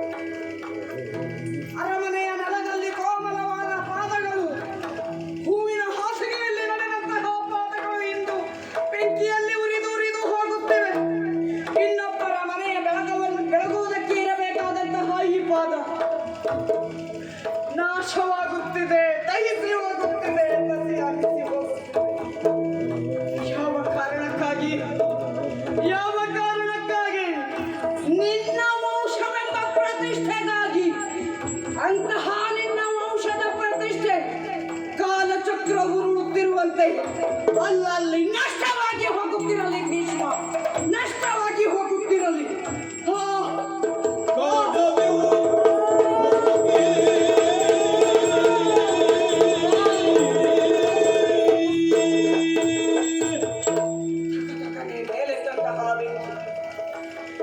ಈ ಕೋಮಲವಾದ ಶರೀರವನ್ನೇ ದಹಿಸುತ್ತಿದೆ ಭೀಷ್ಮ, ದಹಿಸುತ್ತಿದೆ. ಎಷ್ಟೊಂದು ಆಸೆ ಕನಸುಗಳನ್ನು ಕಟ್ಟಿಕೊಂಡಿದ್ದೆ, ಎಲ್ಲವೂ ನಾಶವಾಯಿತು.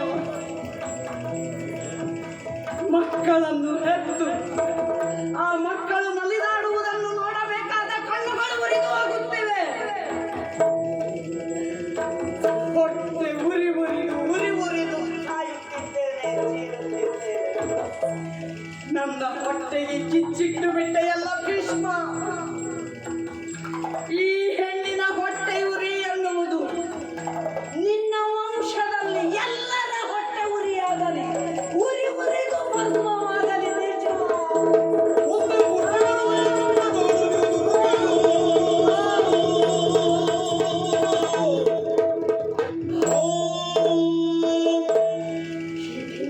ಸುಟ್ಟು ಕರಕಲಾಗಿ ಹೋಗುತ್ತಿದ್ದೇನೆ ಭೀಷ್ಮ. ಎಲ್ಲವೂ ನಾಶವಾಗುತ್ತದೆ, ಎಲ್ಲವೂ ನಾಶವಾಗುತ್ತದೆ. ನನ್ನ ಬದುಕಿನ ಭವಿಷ್ಯದ ಬಾಗಿಲನ್ನು ಮುಚ್ಚಿದವನು ನೀನು.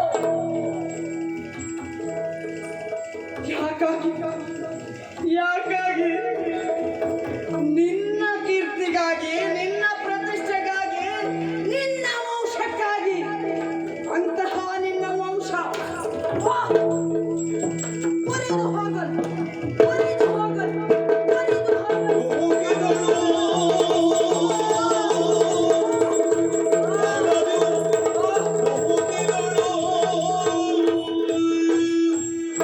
ಇದನ್ನು ಕಾಣಲಾರದೆ ಚೀರುತ್ತಿದ್ದೇನೆ, ಕೂಗುತ್ತಿದ್ದೇನೆ. ಈ ನನ್ನ ಕೊನೆಯ ಚೀರಾಟ, ಈ ನನ್ನ ಕೊನೆಯ ಚೀರಾಟ ನಿನ್ನ ವಂಶದ ಚೀರಾಟವಾಗಿ ಹೋಗಲಿ, ನಿನ್ನ ವಂಶದ ಚೀರಾಟವಾಗಿ ವಂಶದ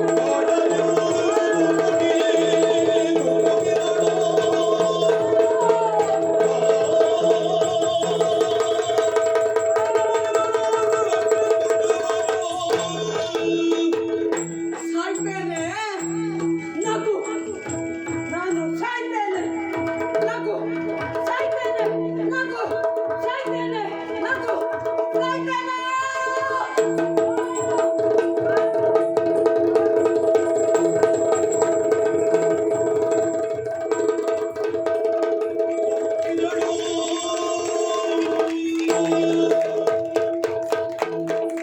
ಕರುಣಿ ಭದ್ರೀಭೂತವಾಗಲು ಭೀಮನು ಕರಗಿದನ್ನಯ ಮನದೊಳಗೆ. ಅರಣ್ಯಶ್ರೀ ಅಂತ್ಯವಾಯಿತು ಮುದ್ದೆಯನ್ನಯೇ ಹೊರಗೈದು ಉಳಿವಳೆನು. ಅಂಬೆ ಉರಿಯುವ ಬೆಂಕಿಯಲ್ಲಿ ಸುಟ್ಟು ಕರಕಳಾಗಿ ಹೋದಳು. ಅವಳ ಅಂತ್ಯ ಹೀಗಾಗ್ತದೆ ಅಂತ ಭೀಷ್ಮನು ಭಾವಿಸಿರಲಿಲ್ಲ. ಏನು ಮಾಡುವುದು? ಇದಮಿತ್ತವಂತ ವಿಧಿ ನಮ್ಮ ಹಣೆಯಲ್ಲಿ ಬರೆದ ಮೇಲೆ ಅದನ್ನು ತಪ್ಪಿಸಲಿಕ್ಕೆ ಯಾರಿಂದಲೂ ಸಾಧ್ಯವಿಲ್ಲ. ಆದರೊಂದು ಯಾವುದೋ ಒಂದು ಶಕ್ತಿಯಾಗಿಯೋ ಯುಕ್ತಿಯಾಗಿಯೋ ಬಂದು ನಿನ್ನ ಮರಣವನ್ನು ಕಾಣ್ತೇನೆ ಭೀಷ್ಮ ಅಂತ ಹೇಳಿ ಹೋದಳಲ್ಲ ಅಂಬೆ. ಇಚ್ಛಾಮರಣಿಯಾದಂತಹ ಭೀಷ್ಮನ ಮರಣವನ್ನು ಭೀಷ್ಮನೇ ನಿರ್ಧರಿಸಬೇಕೇ ಹೊರತು ಅಂಬೆಯೋ ಮತ್ಯಾರೋ ಅಲ್ಲ. ಈ ಎಲ್ಲ ಸನ್ನಿವೇಶಗಳಿಗೆ ಕಾಲವೇ ಉತ್ತರವನ್ನು ಕೊಡಬೇಕು. ಕಾಲಾಯ ತಸ್ಮೈ ನಮಃ.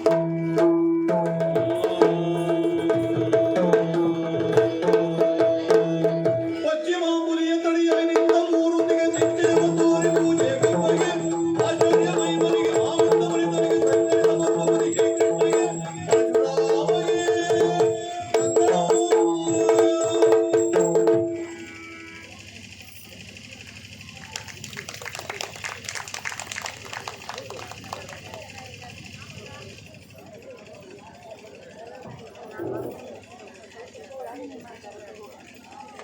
ಸುಮಾರು 3 ತಾಸಿನವರೆಗೆ ಅತ್ಯಂತ ಉತ್ಕೃಷ್ಟವಾದ